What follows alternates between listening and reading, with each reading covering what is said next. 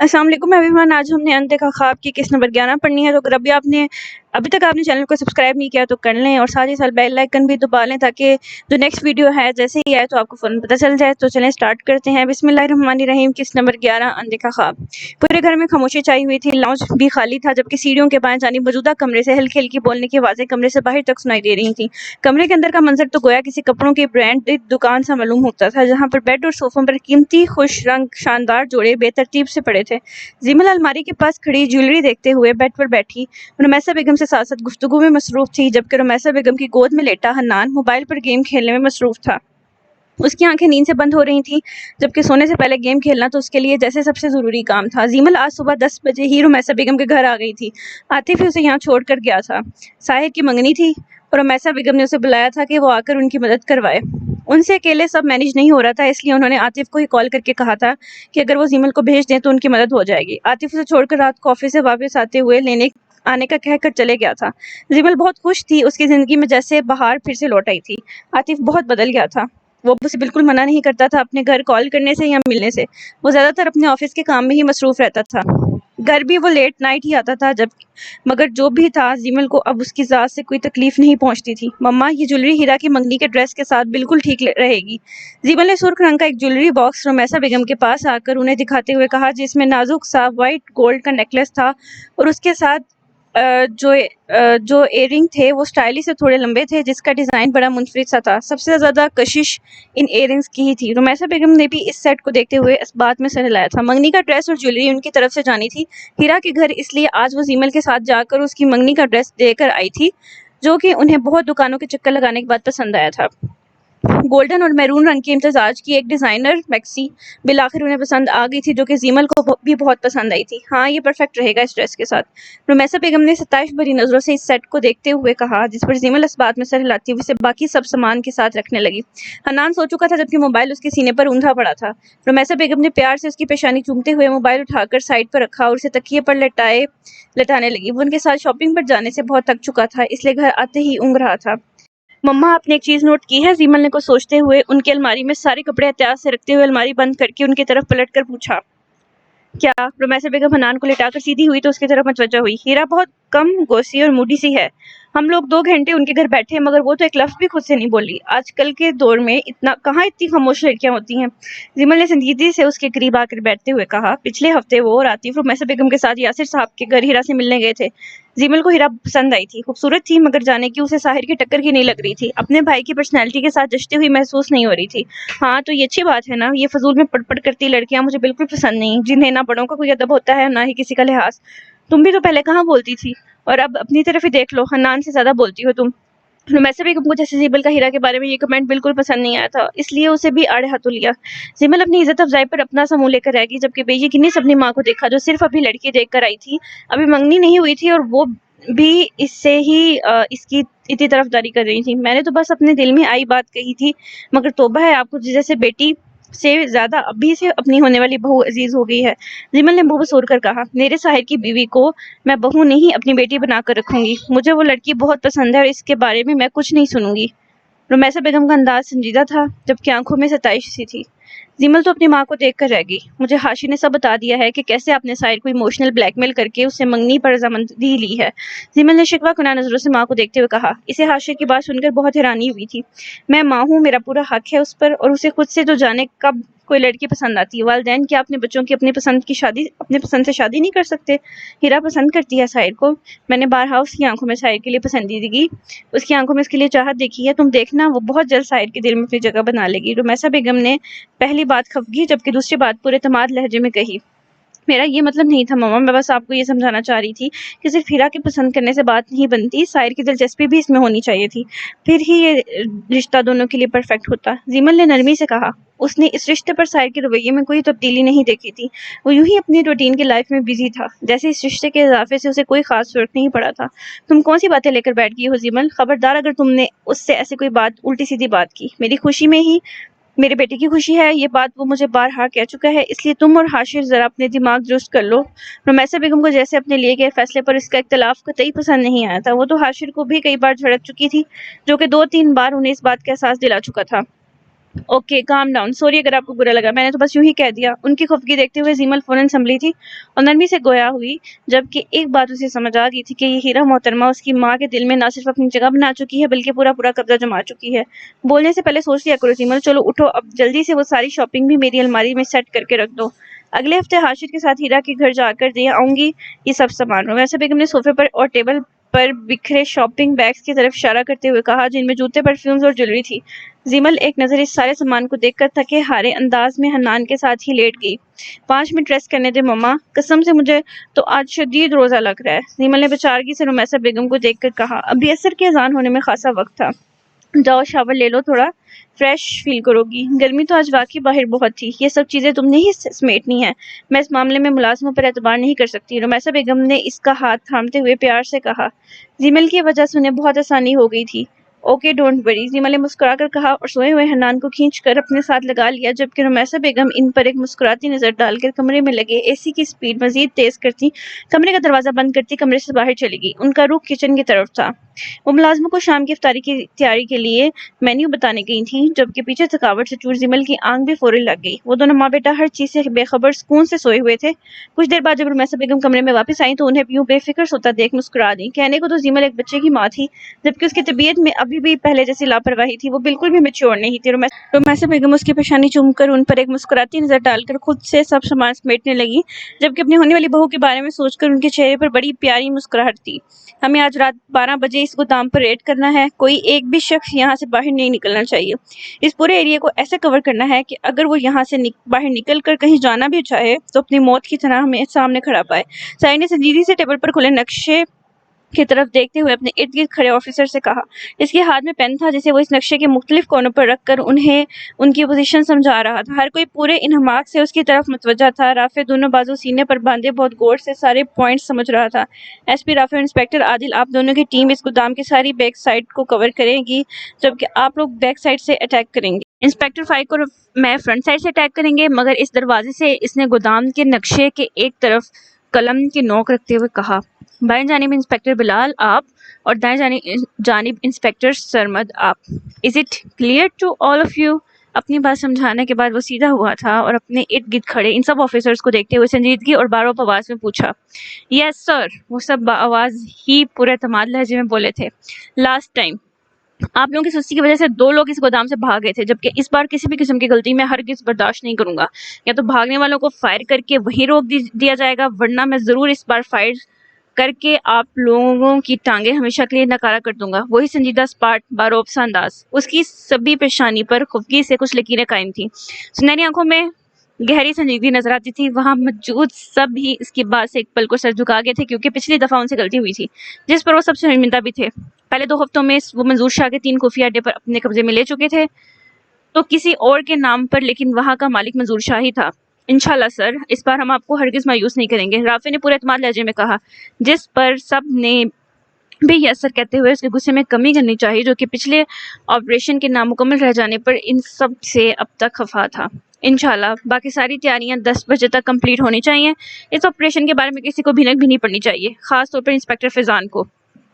बाकी आप लोग जाएं और अपनी ड्यूटीज पर फोकस करें। अपनी पेन की पॉकेट में हाथ डालते हुए उसने अपनी बात खत्म करके इन सबको जाने का इशारा किया, जिस पर वो सरस बात में हिलाते हुए उसे सल्यूट करते हुए हॉल के दूसरे दरवाजे से बाहर निकल के, जबकि साहिर कुछ लम्बे यूं ही खड़ा रहा और फिर कुछ सोचकर बगैर चाप के मुतवाजन कदम उठाता हॉल के मरकजी दरवाजे तक पहुंचा। एक झटके से बगैर बाहर खड़े शख्स को सोचने का मौका दिए उसने दरवाजा खोल दिया था। वो जो वहां पहले ही इस तरह अंदाज में चक्कर काट रहा था, उसे अपने सामने उस स्पार्ट चेहरे से खड़ा देखकर एक पल को तो उसका रंग फक हुआ था। वो हड़बड़ाकर स्पार्ट चेहरा लिए अपनी जानी मतवजा साइड को देखने लगा, जिसकी इस्तफसार करती नजरें उसके चेहरे पर जमी थी। इसकी बारोब शख्सियत ही थी जिसके जेर असर उसकी खामोश नजरें खुद पर महसूस करके इंस्पेक्टर फैजान को अपना सांस खुश्क होता हुआ महसूस हुआ। सर आप फ्री हो गए, मैं आपका इंतजार कर रहा था, इंस्पेक्टर फैजान ने फीके से लहजे में अपने तसुरात दुरुस्त करते हुए कहा, जबकि साहिर की खुद पर जमी स्पार्ट निगाहें देख उसे घबराहट हो रही थी। वो उसे यूं देख रहा था जैसे मुजरिमों को देखता था, अपनी नजरों से ही जान निकाल देता था। جی فرمائیں، کیا کام تھا جس پر آپ یہاں بےتابی سے چکر کاٹ رہے تھے؟ ساحر نے یوں ہی سنجیدگی سے اسے دیکھتے ہوئے پوچھا، جبکہ لمحہ بے لچک سا تھا۔ جب سے یہ میٹنگ شروع ہوئی تھی تو اسے تب سے ہی باہر قدموں کی چاہ مسلسل محسوس ہو رہی تھی، مگر بیچارے کی قسمت نے اس کا بالکل ساتھ نہیں دیا، جس سے وہ اندر ہونے والی گفتگو سن نہیں پایا تھا، کیونکہ میٹنگ روم کے دروازے ساؤنڈ پروف تھے۔ سر، وہ آپ نے جو فائل لی تھی اس کا کام کمپلیٹ ہو گیا تھا۔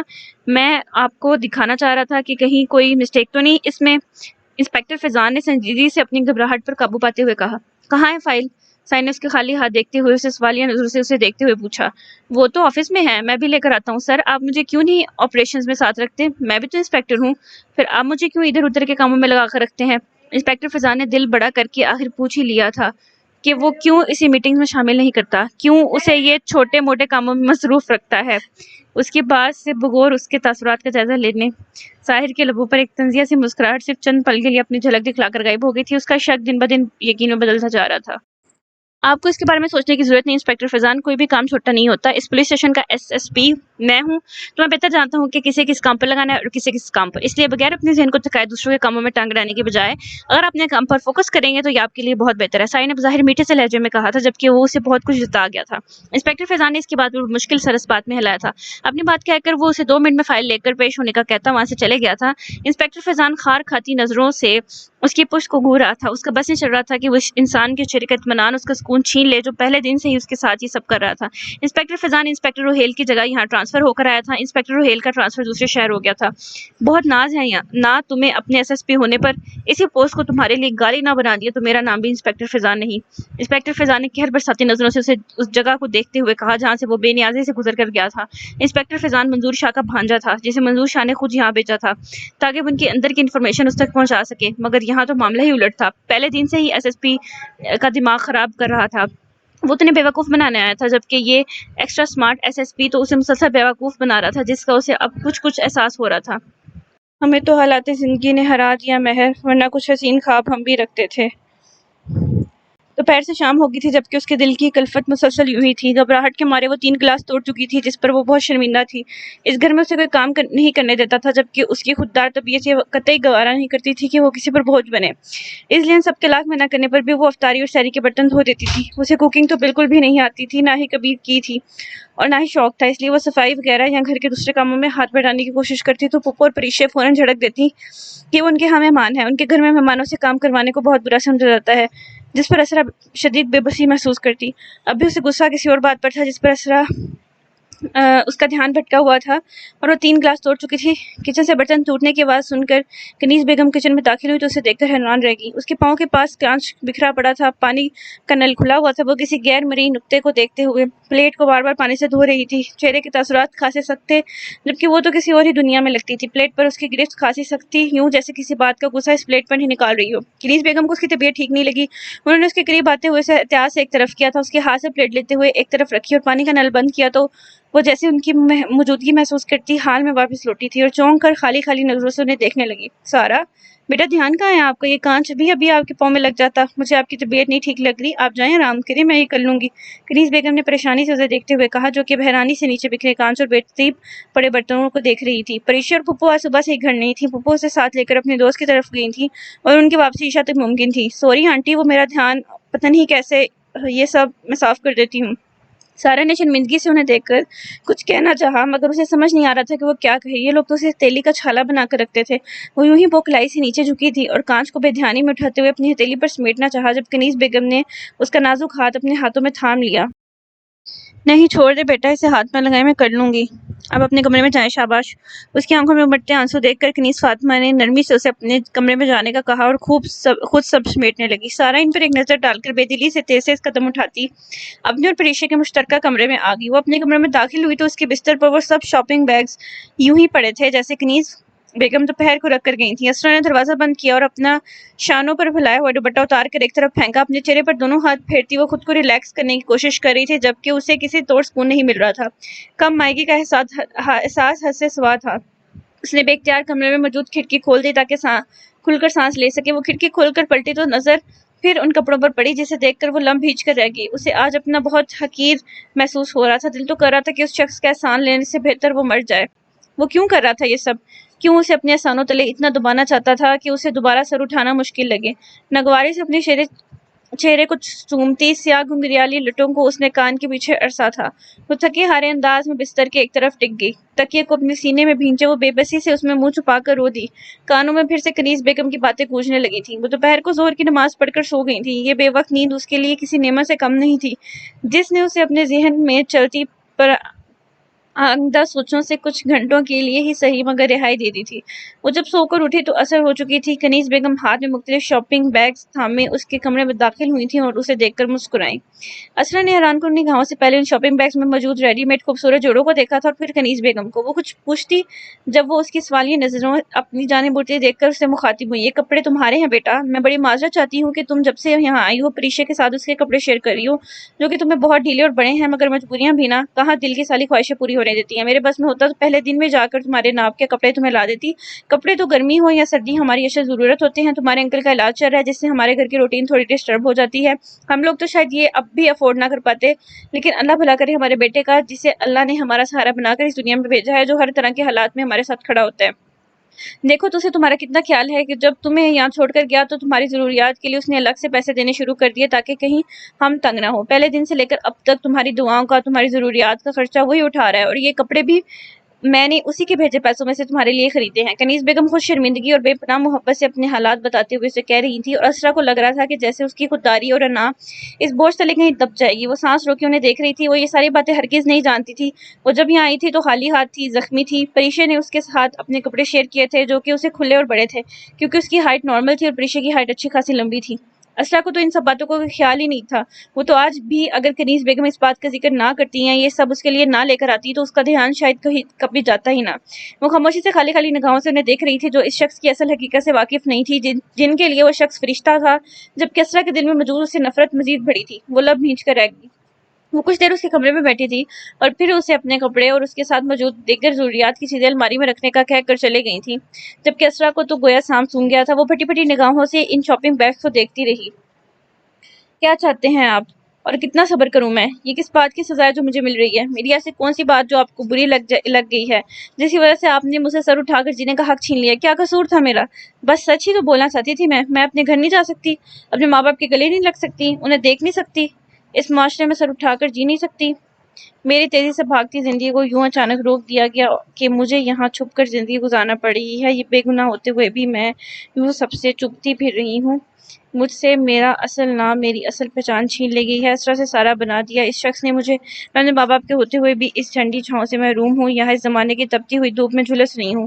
میں مر جاؤں گی۔ اللہ پاک پلیز میری سزا میں کمی کر دیں، پلیز اس آزمائش کو ختم کر دیں۔ اصل عالم کے خواب تو بہت بڑے تھے، جس میں اس ان دیکھے خواب کا تو کوئی تصور بھی نہیں تھا۔ آپ کو مجھ پر رحم نہیں آتا؟ میں نے تو ہمیشہ اس راستے پر چلنا چاہا جو آپ کو پسند ہو، جس کا آپ نے حکم دیا ہو، پھر میرے ساتھ ایسا کیوں؟ میں اس آزمائش کے قابل نہیں ہوں۔ اللہ پاک پلیز مجھ پر رحم کریں، مجھے اس کیسے رہائی دیں۔ وہ مسلسل ہچکوں سے روتے ہوئے تکیے پر سر رکھے اللہ سے مخاطب تھی۔ اس کا انداز ایسے تھا جیسے وہ اللہ کے بہت قریب ہو، جیسے وہ اسے سن رہا ہو۔ وہ یوں اللہ سے شکوے کر رہی تھی جیسے وہ اس کی آنکھوں کے سامنے ہو۔ اس کا چہرہ رونے کی شدت سے سرخ ہو چکا تھا، جبکہ جسم ہنوز ہولے ہولے لرز رہا تھا۔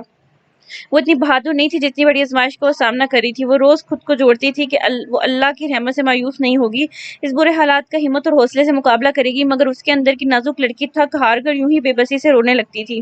آج کل کے دور میں صراط مستقیم پر چلنا بالکل پورے صراط پر چلنے کے مترادف ہے۔ آپ نے میرے ساتھ جو بھی کیا، آج جس طرح کے حالات میں بھی میں ہوں، ٹھیک ہے، میں آج کے بعد آپ سے اس پر شکوہ نہیں کروں گی، لیکن اس نے اپنے چہرے سے آنسو پوچھتے ہوئے جیسے خود کو سنبھالتے ہوئے کہنا چاہا، جبکہ نظریں پھر ان کپڑوں پر گئی تو وہ ہچکی بھر کر رہ گئی۔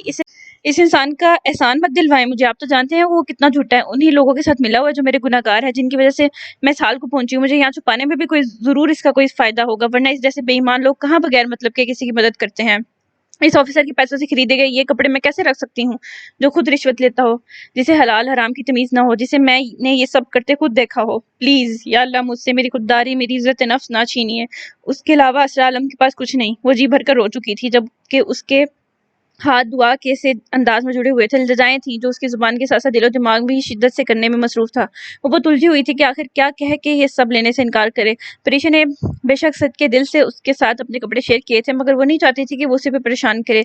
बात अगर उसकी अपनी जात की होती या किस्मत उसे मौका देती तो दो जोड़ों में ही ये वक्त काट लेती, मगर मसला ये था कि वो यहाँ एक जीती जागती फैमिली के साथ रह रही थी जिनके लिए वो शख्स किसी फरिश्ते से कम नहीं था। वो इनकार करती तो सवाल जवाब का एक नया सिलसिला शुरू हो जाता। सबसे पहले तो परीक्षा ही उसकी जान ना छोड़ती। वो बेबसी से यही सब सोचती, अपने चेहरे को दोनों हाथों में छुपा के, जब उसकी उंगलियां उसके कान की लो से मस हुई थीं।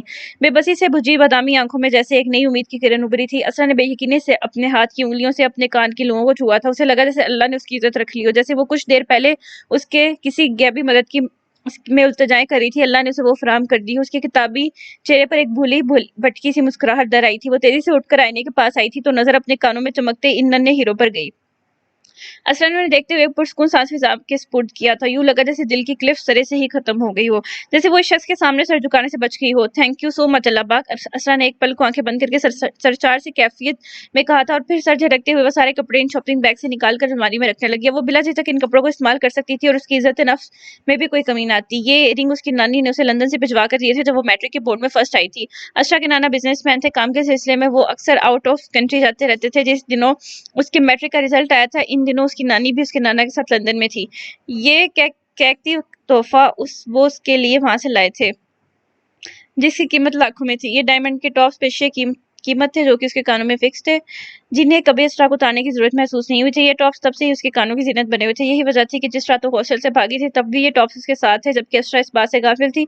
असरा को आज अपनी नानी के इस तोहफे पर बहुत प्यार आया था, जिसने उसे झुकने से बचा लिया था, जिसने उसकी इज्जत रख ली थी। साहिर जब पिछले हफ्ते असरा से मिलने आया था तो उसे परीक्षा के कपड़ों में देखकर उसे इस बात का एहसास हुआ था कि वो कपड़े हरगिज उसके अपने नहीं है। वो तो उसे यहाँ छोड़कर चले गया था बगैर ये सब सोचे कि वो बिल्कुल खाली हाथ यहाँ आई थी। इसी वजह से उसने कनीज बेगम को घर के खर्चे के अलावा पैसे देते हुए मुनासिब से लहजे में कहा था कि वो असरा के लिए कुछ कपड़े भी खरीदें, जबकि वो ये सब सिर्फ और सिर्फ इंसानियत के नाते कर रहा था, और कुछ और भी था जिसे वो वाकिफ था, जिसे वो हमदर्दी कह रहा था। अगर अपनी इस हरकत पर असरा आलम की परांगदा बातें या उसके ख्यालात सुन लेता तो कानों को हाथ लगा कर रह जाता। वो सोच भी नहीं सकता होगा कि उसकी इस मामूली एक्शन का उसने कितना असर लिया था, और वो इस वक्त कितनी जहनी कैफियत का शिकार थी। वो जैसे ही घर में दाखिल हुआ तो पूरे घर में खो का सा आलम था। उसने एक नजर लाउंज में लगे बड़े से वॉल क्लॉक पर टाइम देखा, जहां दिन के 2 बज रहे थे। वो एक पल को आंखें मीच कर रह गया। आज उसकी क्लास पक्की थी। अपने मजबूत कदम उठाता हुआ महसूस अपनी माँ के कमरे की तरफ बढ़ा था, जिसका दरवाजा अध खुला सा था। अधखुले दरवाजे को पूरा खोलते हुए मुस्कुराते हुए अंदर दाखिल हुआ और संजीदगी से सलाम किया, जबकि लबों पर मुस्कुराहट उमड़ आने को बेताब थी। उसके अंदर दाखिल होने पर उमैसा बेगम ने स्पार्ट चेहरे से उसे देखा था, जबकि दिल ही दिल में उसे अपनी नजरों के सामने सही सलामत देख उन्होंने बेइख्तियार अल्लाह का शुक्र अदा किया। यूनिफॉर्म में मलबूस सर पर कैप लिए वो सुनहरी आंखों वाला एसएसपी अपने नाम की तरह उसकी सुनहरी आंखें आ रही हैं हर जगह। यूनिफॉर्म में मलबूस सर पर कैप लिए वो सुनहरी आंखों वाला एसएसपी अपने नाम की तरह ही साहिर था। यूनिफॉर्म में वो बिला का हैंडसम लगता था। उसे नजर भर कर देखते हुए रुमैसा बेगम ने दिल ही दिल में उसकी नजर उतारी थी। उसके बज़ाहिर संजीदगी से सलाम करने पर वो खफीफ से अंदाज में उसके सलाम का जवाब देकर रुख मोड़ गई।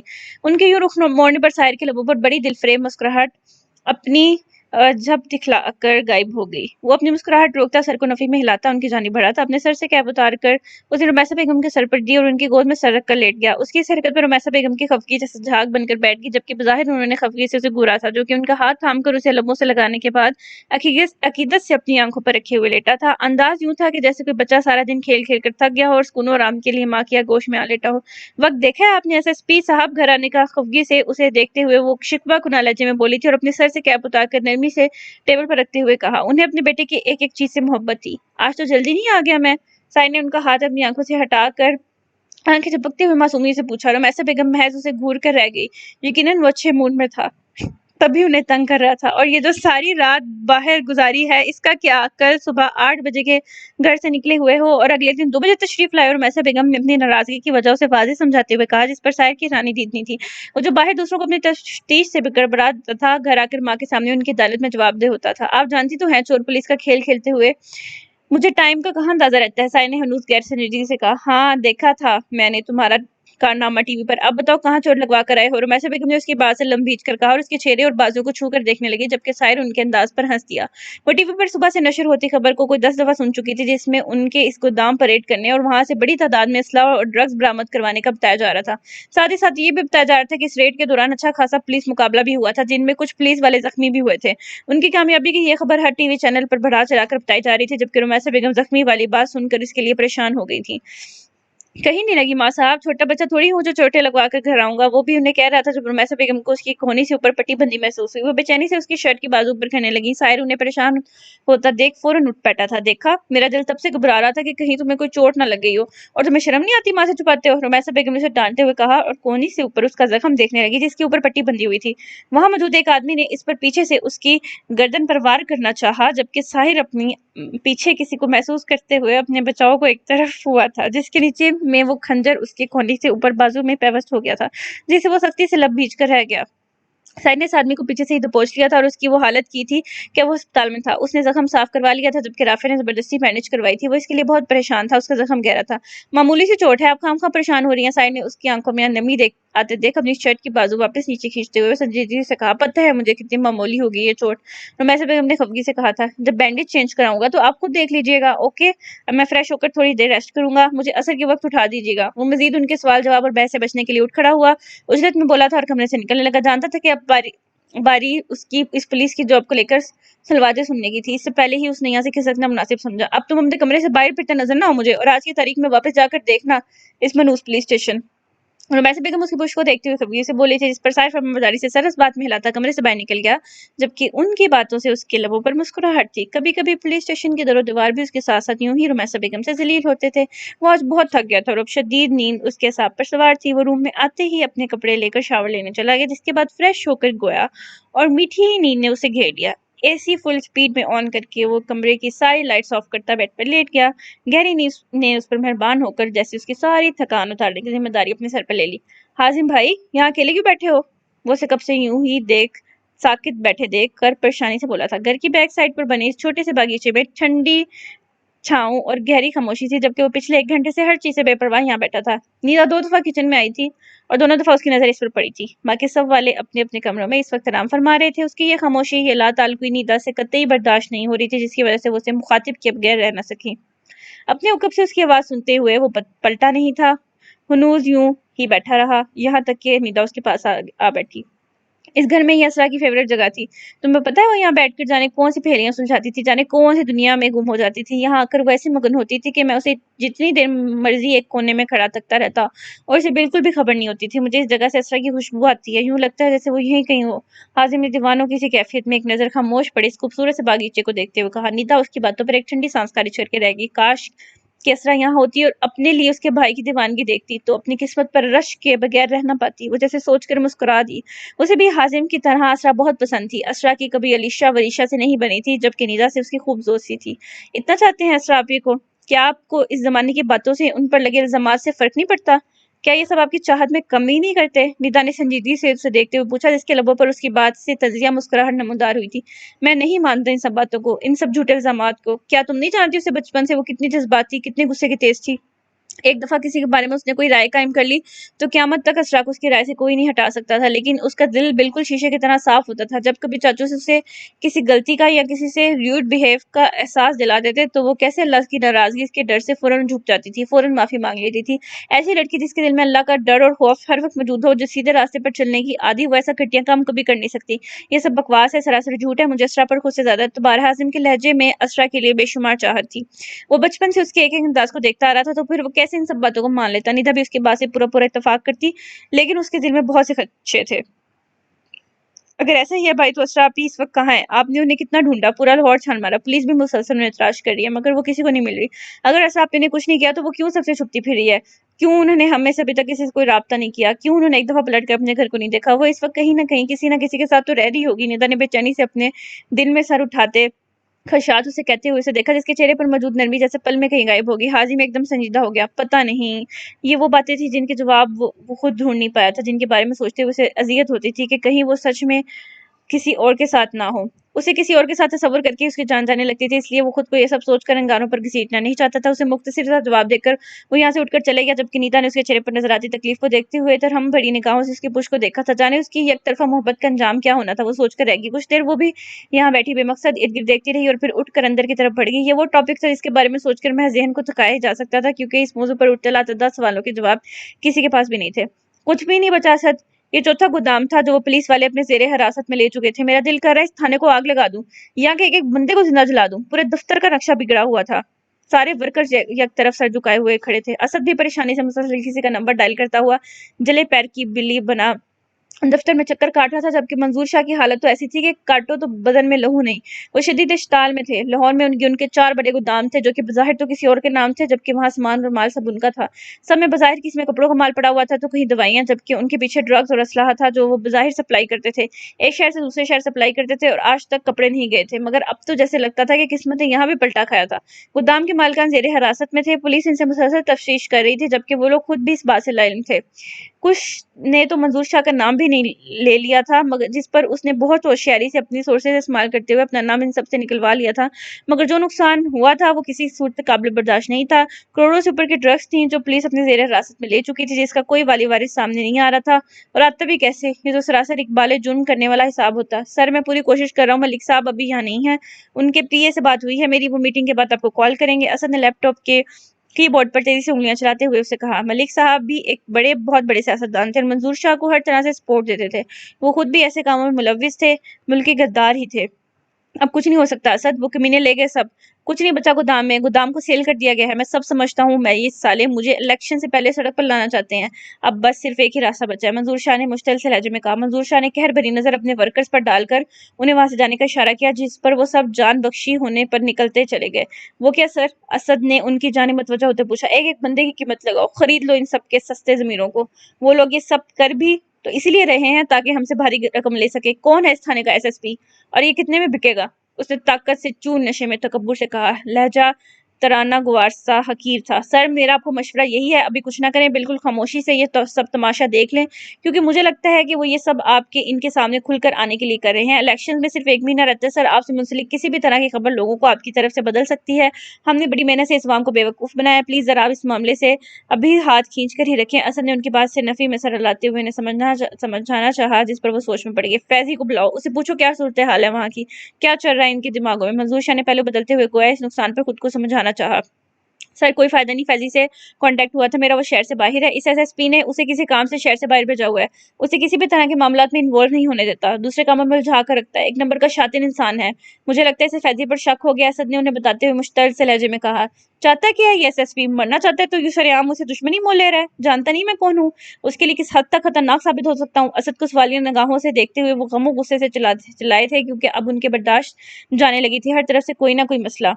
सर, एसएसपी ने फैजी के नाक में दम देकर रखा हुआ है। फैजी बहुत तंग है, इसे साहिर इसरार नाम है इसका। शक्ल से इतना काम डाउन और संजीदा दिखता है, मगर अंदर से एक नंबर का कमीना है। सामने वाले को अपने लफ्जों में फंसाकर अंदर कर देता है। पिछले 5 सालों में उसके खिलाफ कोई स्कैंडल सामने नहीं आया, न ही कभी रिश्वत लेने का और ना ही किसी मामले में इन्वॉल्व होने का। बहुत फेयर खेलने का आदी है, और ये वही एसएसपी है जिसे कुछ माह पहले आपने फरमान के केस में रिश्वत देने की कोशिश की थी। अगर इसने दोहरी पॉलिसी खेलते हुए इस वक्त 5 करोड़ का चेक रख लिया था और केस खत्म करने की हामी भी भर ली थी, जबकि अगले ही दिन हमारे आदमी को अड्डे से उठवा लिया, इस पर सीनियर ऑफिसर को रिश्वत देने का मुकदमा दर्ज किया। सबूत के तौर पर उसने वहां की सीसीटीवी फुटेज यूज की थी, जबकि इस नालायक ने उसकी मार से डरते हुए फौरन सारा जिम्मा आप पर डाल दिया था। ये तो मैंने इस आदमी से लाताल्लुकी जाहिर करते हुए आपको बमुश्किल इस केस से अलग रखा, वरना तो इसका आप पर हाथ डालने का इरादा था। असद ने उसके बारे में सारी तफसील से आगाह करते हुए कहा, जबकि लहजा उसका भी ना खुशगवार ही था। मंजूर शाह जो पहले से गुस्से में बड़ा बैठा था, ये सब सुनकर तो गया उसका दिमाग और खुलने लगा। तो मार दो इस साले को, रास्ते से हटाओ इसे, अपनी हीरोगिरी अगले जहां जाकर पूरी करे, खत्म कर दो इस फसाद की जड़ को, फिर ना रहेगा बांस ना बजेगी बांसुरी। तलखी से कहते हुए असद की तरफ मुतवज्जा होते हुए थे। सर, ये इतना आसान नहीं है, वो कोई आम आदमी नहीं है जिसे हम कहीं फिक्स करके उसका काम खत्म कर दें। इसलिए पहले प्लानिंग करनी पड़ेगी, एक कामयाब और स्ट्रॉन्ग प्लानिंग। असद ने उन्हें समझाते हुए कहा, जिस पर वो सोच अंदाज में सर हिलाकर रह गए। बायोडाटा निकलवा इसका, मुझे इसके बारे में सब कुछ जानना है। मंजूर शाह के रास्ते में आने की जुर्रत की है इसने, इसलिए इसे आसान मौत हरगिज नहीं दूंगा। अपने करोड़ों के नुकसान का बदला मैं इसकी एक एक सांस निकाल कर दूंगा। इसे ऐसे तोड़ूंगा कि अजियत से खुद ही मर जाएगा। जहर खन लहजे में कहते वो असद को हुक्म देने के अंदाज में बोले थे, जिस पर असद के चेहरे पर बिल्कुल वैसी तासुरात कायम थे। श्योर सर, असद ने फरमादारी से कहा और अपने सेल फोन पर आती मलिक साहब के पीए की कॉल अटेंड करने लगा, जबकि मंजूर शाह न चाहते हुए भी एक बार फिर न्यूज देखने लगा, जिसमें आज उसके नुकसान को किसी की कामयाबी की दास्तान बनाकर बताया जा रहा था और वो शदीद मुश्किल से बैठे ये सब सुन रहे थे। जेन में इस एसएसपी से बदला लेने के जज्बात मजीद भड़क उठे थे। जीमल यार, इतनी कोई बड़ी बात नहीं है, तुम खामखा अपने आंसू बहाए जा रही हो, हाशिम ने चिढ़कर कहा था। उसे उसके आंसू बिल्कुल बर्दाश्त नहीं हो रहे थे। क्यों बड़ी बात नहीं है? देखा नहीं तुमने कितना खून बह गया इनका, सर और टांग पर कितनी चोटें लगी हैं। जीमल ने उसके नाराज होने पर खुद भी नाराज होते हुए कहा, यार मैं खुद उन्हें अस्पताल लेके गया था, डॉक्टर के डिस्चार्ज करने पर ही मैं घर आया हूँ। अगर इतनी सीरियस कंडीशन होती जितनी तुमने अपने आंसू बहा बहा कर बना दिया, तो डॉक्टर कभी इतनी जल्दी डिस्चार्ज नहीं करते। इसलिए प्लीज खुद को संभालो और हन्नान को देखो, वो परेशान हो रहा होगा आतिफ भाई की हालत देखकर। मैं कल आऊंगा, अम्मी के साथ दोबारा आतिफ भाई की खैरियत दरियाफ्त करें, ओके। हाशी ने अपनी कलाई पर बंदी रिस्ट वॉश पर नजर डालते हुए कहा। अफ्तारी में 1 घंटा ही बचा था। जीमल ने आंसू पूंछते हुए उसकी बात से सर इस बात में हिलाया। हाशी ने तासुब से उसे देखा था, जो कहीं से एक बच्चे की मां नहीं लगती थी, अब भी यूं ही हर बात पर जरूरत से ज्यादा गमगीन हो जाती थी। आंसू साफ करो अपने, कसम से जाते ही साहिर भाई को बता दूंगा कि तुम अपनी आंखों का क्या हाल कर लिया, फिर वही तुम्हें दुरुस्त करेंगे। हाशिर का अंदाज उड़ाने वाला था। जीमल ने खफगी से उसे घूरा।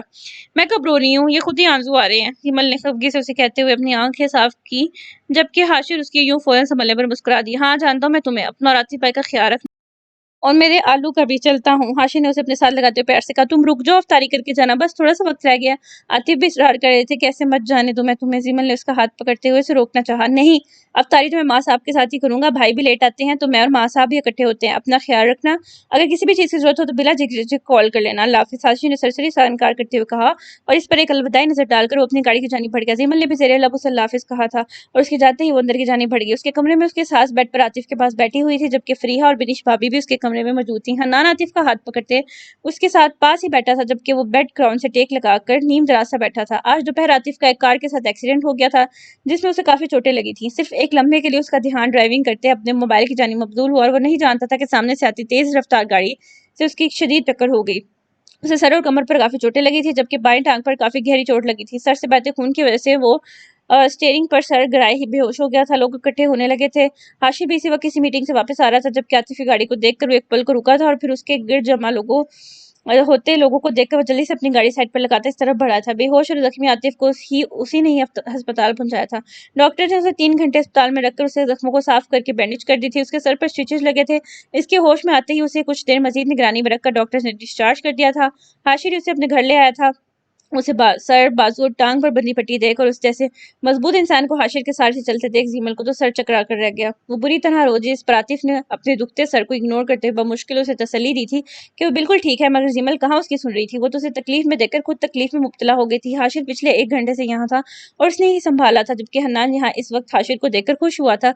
वही बाप को यूँ देखकर बेहद परेशान हो गया था। आहिस्ता आहिस्ता सब इस कमरे में जमा होने लगे थे, तो हाशिर ने भी इजाजत चाही। आतिफ इसका इस एहसान पर बहुत मशकूर था और उसे अफ्तारी तक रुकने का बहुत इसरार किया, मगर हाशिर ने फिर कभी का कहकर आज के लिए माजरत कर ली और जीमल को बाहर आने का कहकर वो सबसे मिलता हुआ बाहर निकल गया। जीमल उसके बुलाने पर ही उसे बाहर तक छोड़ने आई थी। तुम अपने भाई को छोड़ने गई थी या वहां ही रह गई थी? जरा एहसास नहीं है कि शोर किस हाल में पड़ा है, और तुम बाहर खड़ी अपने भाई के साथ बातों में मसरूफ थी। साइमा बेगम उसे अंदर दाखिल होते देख तेज तेज लहजे में बोली थी। जीमल ने एक नजर मिनिश भाभी और फ्रीहा को देखा, जो नागवारी से उसे देख रही थी। उसने कोई जवाब नहीं दिया। चलते हुए आतिफ के पास आई, जो हन्नान के किसी बात पर उसे मना कर रहा था और मुसलसल जिद। आतिफ, आप किसके लिए सूप बना दूं और लाइट सा, और आपको भूख लग रही होगी? सिमल ने मुतफिक्री से पूछा। उसकी बात से आतिफ ने उसकी जानिब देखा, जिसने पिछले 2 घंटों से रो रो कर अपनी आंखों का हशर बुरा कर लिया था। सूजी हुई सुनहरी आंखों को देख कर उसे तकलीफ हुई। हाँ, सूप बना दो, मुख्तसिर सा कहता वो दोबारा हन्नान को देखने लगा, जो उसका हाथ हिलाते हुए उसे कुछ पूछ रहा था। जीमल ने उसके हामी भरने पर एक खफगी भरी नजर हन्नान पर डाली, जो उसे तंग कर रहा था। जीमल ने आगे बढ़कर उसे उठा लिया। नो, मुझे नहीं जाना। हनान अपनी माँ की गोद में आते ही निकलने को बेताब हुआ था। हनान, बाबा को रेस्ट करने दो, उनकी तबीयत ठीक नहीं है, मैं आपको फ्राइज बनाकर खिलाती हूँ। नीमल उसे बुलाते हुए बाहर लगी। आतिफ दिल ही दिल में उसका मशकूर हुआ था, क्योंकि उसके सर में मुसलसल दर्द हो रहा था और हन्नान मुसलसल उसे किसी न किसी बात में मुतवज्जा कर रहा था। उसे अपने बेटे को कभी झटका या झड़का नहीं था, बस इसीलिए वो उसकी बातों का जवाब देने का पाबंद था।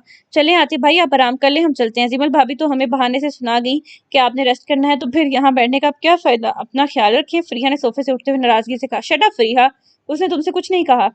फजूल में बात को गलत रुख मत दिया करो। आतिफ ने दुखते सर के हाँ साथ ही उसे झटका था, जिस पर वो साइमा बेगम को देखने लगी, जिन्होंने उसे नजरों से ही खामोश रहने का इशारा किया, जिस पर वो मुंह फैलाती बिनिश भाभी के साथ ही बाहर निकल गई। क्या बात है बेटा, सर दुख रहा है? लाओ मैं अपने बेटे को सर दुबा दूं, तुम्हारा सदका देती हूँ, जरूर नजर लगी होगी। साइमा बेगम ने उसे अपनी परेशानी मसलते देखा तो प्यार से बोली। आतिफ पिछले कुछ दिनों से उनके साथ खिंचा खिंचा सा था, ज्यादा बात नहीं करता था, उनके पास उसे मनाने का उससे अच्छा कोई मौका नहीं था, इसलिए वो उसका तकिया दुरुस्त करते हुए उसका सर दुबाने लगी। आतिफ भी सर दर्द से बेहाल था, इसलिए खामोशी से आंखें बंद किए लेटा रहा, जबकि अपनी माँ से वो नाराज नहीं था। कुछ ही देर में वो दवाओं के जेर असर होने की वजह से वो जल्द सो गया था, जबकि साइमा बेगम तादेर उसके पास यूं ही बैठी उसका सर दबाती रही थी। गली में इतनी गर्मी के बावजूद भी बच्चे खेलने में मसरूफ थे, कुछ हाथों में गेंद बल्ला लिए क्रिकेट खेलने में मगन थे, तो कुछ एक तरफ दरख्त के छांव के नीचे बैठे लूडो खेलने में मसरूफ थे। कुछ औरतें दरवाजों में खड़ी और कुछ फेरी वाले की रेडी के पास खड़ी सब्जी लेने और लेने में मसरूफ थी, जबकि इस दौरान वो इस महंगाई को मुसलसल कोस रही थी, जो आए दिन बढ़ती जा रही थी, जिससे उनका बजट रोज आउट हो जाता था। इस्माइल साहब के घर में भी आज कुछ ऐसी ही बहस जारी थी। प्रीशा और पुप्पो मुसलसल बहस में मसरूफ थी, जानी दोनों की इस बहस कम लड़ाई में जीत किसकी होनी थी, क्योंकि ये दोनों ही टलने वाली नहीं थी। शहर में एक तरफ रखे सोफे पर बैठे इस्माइल साहब अखबार पढ़ने के साथ साथ उनकी तरफ मुतवज्जा भी हुए थे। प्रीशा जिद्दी से अंदाज में सोफे पर नींद रासी बैठी थी, पुप्पो कुर्सी पर बैठी छोटे टेबल पर सब्जी के ट्रे रखे मिट्टी काटने में मसरूफ थी और साथ साथ इस लड़के का दिमाग दुरुस्त करने में। सारा और कनीज बेगम पंखे के ऐन नीचे चारपाई बिछाए बैठी चावल चुनने में मसरूफ थी। मैं बता रही हूँ अब्बू, आज बिरयानी बनेगी। परीक्षा ने जैसे इस बहस को खत्म करने के लिए हतमी अंदाज में कहा। ए लड़की, तुझे शर्म नहीं आती अपनी फूफी से मुकाबलाबाजी करते हुए? आज भिंडी ही बनेगी, वो भी तो परीक्षा की ही फूफी थी। परीक्षा ने उनकी बात से तब कर बाप को देखा, जिस पर इस्माइल सामने आने को उतार कर रखते हुए अखबार भी एक तरफ रख दी। चलिए आप आज अगर बच्ची का दिल कर रहा है बिरयानी खाने का तो बिरयानी बना लेते हैं, आप भी बच्चों के साथ बच्ची बन जाती हैं। इस्माइल साहब ने नरमी से कहा, जबकि इनकी बात से फुप्पो तो तप उठी। ये ही तो बात है, पुप्पो को जरा अपनी उम्र का लिहाज नहीं है, हम कल की लड़कियों के साथ जिद्द लगाती हैं, जरा जो इनमें बड़ापन हो। परीक्षा ने आंखें भटकाते हुए मासूमियत से कहा। इस्माइल साहब की अपनी तरफदारी करने पर वो और शेर हो गई। जुबान संभाल कर बात कर परीक्षा, यहीं से जूता उठाकर मारूंगी। और भाई साहब आप खबरदार जो इसकी तरफदारी की, बिरयानी तो बस जुम्मे को ही बनेगी, हमारा बजट खराब मत करें। महंगाई दिन ब दिन आसमान को छूती जा रही है और इस लड़की की जुबान को चस्का लगा हुआ है। ऊपर ने उसे घूरते हुए साफ साफ इस्माइल साहब से कह दिया, जो कि पहलू बदल कर रह गए। तो फिर ठीक है, खाएं भी और पकाए भी आप खुद ही अपनी ये बरकत वाली भिंडी। मैं आज खाना नहीं खाऊंगी बल्कि तारीफ नहीं करूंगी। परीक्षा ने नाक फुलाकर जलकर कहा। शाम के वक्त सालन वही बनाती थी, इसलिए उसने लगे हाथों इस काम से जान भी छुड़वा ली। कनीज बेगम ने उसकी लंबी जुबान पर एक तासुब भरी नजर इस पर डाली थी, जिस पर परीक्षा शाने चुकाकर रहेगी। ना खाई मेरी बिला से भले से कल भी ना खाई, ये ड्रामे किसी और को दिखाई जो तुझे जानता ना हो। सबसे पहले दस्तरखान पर सच कर बैठी होती है और धमकियां सुनूं मोहतरमा की। फूफो ने तंजिया सर झटके हुए कहा। बस परीक्षे, अब तुम्हारी जुबान से मैं कुछ ना सुनूं, अब ये बहस खत्म करो। सारा भी तो है, मजाल है उसने कभी कोई नखरा दिखाया हो, खामोशी से जो पका हुआ खा लेती है, बहुत ही साबित बच्ची है, इसी को सीख लो। कनीज बेगम ने अपने करीब ही बैठी सारा को देखते हुए कहा, जो कि सर झुकाए इन सबसे बेखबर बजाहिर तो चावल चुनने में मसरूफ थी, जबकि उसका ध्यान तो कहीं और था। इतनी देर से परीक्षा और फूफो की आवाजें उसके कानों में पड़ी थी, जबकि उसका ध्यान हो तो कहीं और था। वो मुसलसल अपने घर के बारे में सोच रही थी। कनीज बेगम के अपना नाम लेकर पुकारने और उनके अपनी जानी मतवजह होने पर उसने सर उठाकर उन्हें देखा था। आंखों में नासमझी आवाजें थी, जैसे उनकी बात सुनना चुकी हो। आसमानी रंग के फ्रॉक में मलबूस स्याह घुंघराले बालों का जूड़ा बनाए, बादामी आंखों पर घनी पलकों की झालर गिराए, रोशन चमकते हुए चेहरे वाली सारा बहुत खूबसूरत लग रही थी। उसकी तो आप बात मत करें, ये नकड़ वाली रुखसाना भाभी का टिप्पू एक वक्त में 3 रोटियां खा जाता है, जो कि इससे 10-12 साल छोटा ही होगा, मगर आपकी ये साबर सारा एक वक्त में 1 रोटी भी पूरी नहीं खाती। मेरी तो समझ से बाहर है, ये अब तक जिंदा कैसे है? एक नॉर्मल और सेहतमंद इंसान भी एक वक्त में 2 रोटियां तो खाता ही होगा, मगर सारा मैडम तो इस महंगाई में बिल्कुल सही चल रही हैं, जो कम खाकर गुजारा कर रही हैं। परीक्षा ने सारा को आंखें दिखाते हुए कहा, जिस पर सारा ने भी कफगी बड़ी नजर उस पर डाली थी, जैसे जाने कौन से टीपू से मिला रही थी जो 3-3 रोटियां खाता था। मालूम नहीं था इंसान ही था जो एक वक्त में बकौल सारा इतना खाना खाता था। वो एक पल को सोचकर झजरी लेकर रहेगी। अपनी अपनी खुराक होती है परीक्षा साहिबा, इसमें हैरान होने वाली क्या बात है? सारा है भी तो भूलना जैसी, और तुम दिन ब दिन फैलती ही जा रही हो। फुप्पो ने इतने प्यार से सारा को देखकर कहा कि परीक्षा की आंखें हैरत से बाहर को उबल आई, जबकि उनकी दूसरी बात पर वो सदमे से अपनी जगह से उठी थी। इसने एक नजर अपने मुतनासिब से सरापे को देखा और फिर खार खाती नजरों से फुप्पो को। परीक्षा के तासुरात देख इस्माइल साहब समेत कनीज बेगम आवाज हंसे थे, जबकि सारा के लब भी एक खूबसूरत मुस्कुराहट में ढले थे। वो अपना चेहरा झुका गई। अब वो अपनी बहन की आंखें चेक करवाएं पहली फुर्सत में। बढ़ती उम्र के साथ साथ फुप्पो की नजर भी कमजोर हो गई है, जो ये मोटा कह रही है। और आज तो बिरयानी बनेगी, वरना मैं आज अफ्तारी हुमैरा के घर करूंगी और अपने ऊपर हुए इस जुल्म की दास्तान हुमैरा की दादी को रो रो कर सुनाऊंगी। परीक्षा फुप्पो को घूरती हुई हतमी अंदाज में अपनी बात कहती पैर पटक कर कमरे से बाहर निकल गई। हुमैरा की दादी मोहल्ले की गिन-सिन लेने वाली खातून थी। फुप्पो उनकी आपस में कभी नहीं बनी थी। उसके पीछे इस्माइल साहब ने तासुस भरी निगाहों से उसे देखा था। कनीज बेगम इस लड़की की हददर्मी को देखते हुए सर थाम कर रहेगी, जबकि फुप्पो को तो पतंगे ही लड़ गए थे। वो मुसलसल बोलते हुए खरी खरी सुनाते लगी, जिस पर इस्माइल सामने तो कुरान की तिलावत के बहाने यहाँ से जाना ही मुनासिब समझा। इन दोनों का कुछ नहीं हो सकता था। कनीज बेगम भी अपने काम में मसरूफ हो गई, जबकि सारा एक नज़र फूफो को गुस्से में बोलती देखती और एक नज़र चावलों को।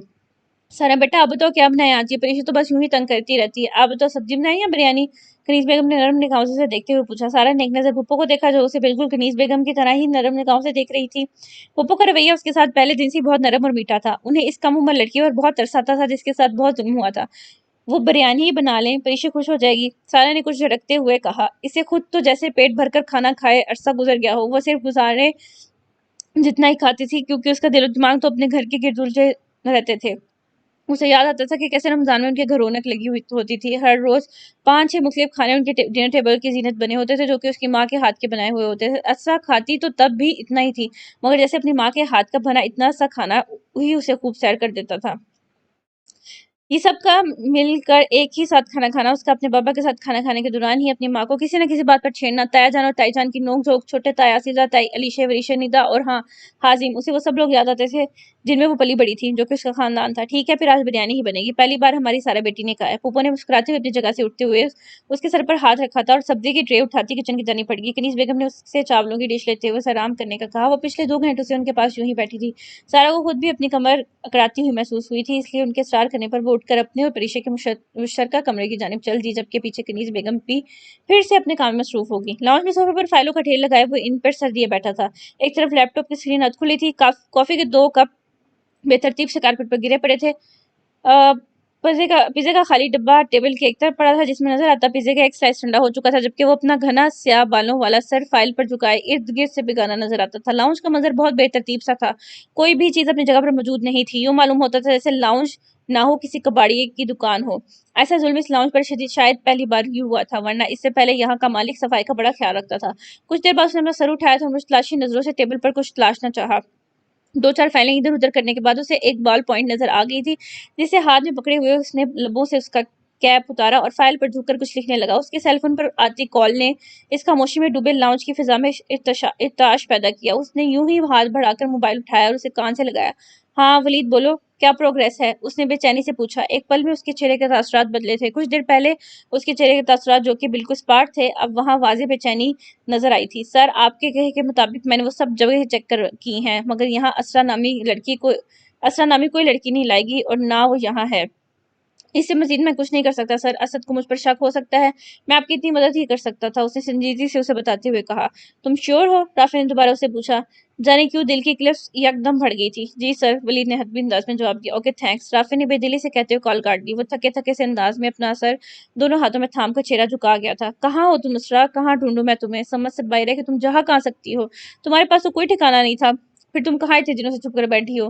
कहीं तुमने मुझसे कोई झूठ तो नहीं बोला ना?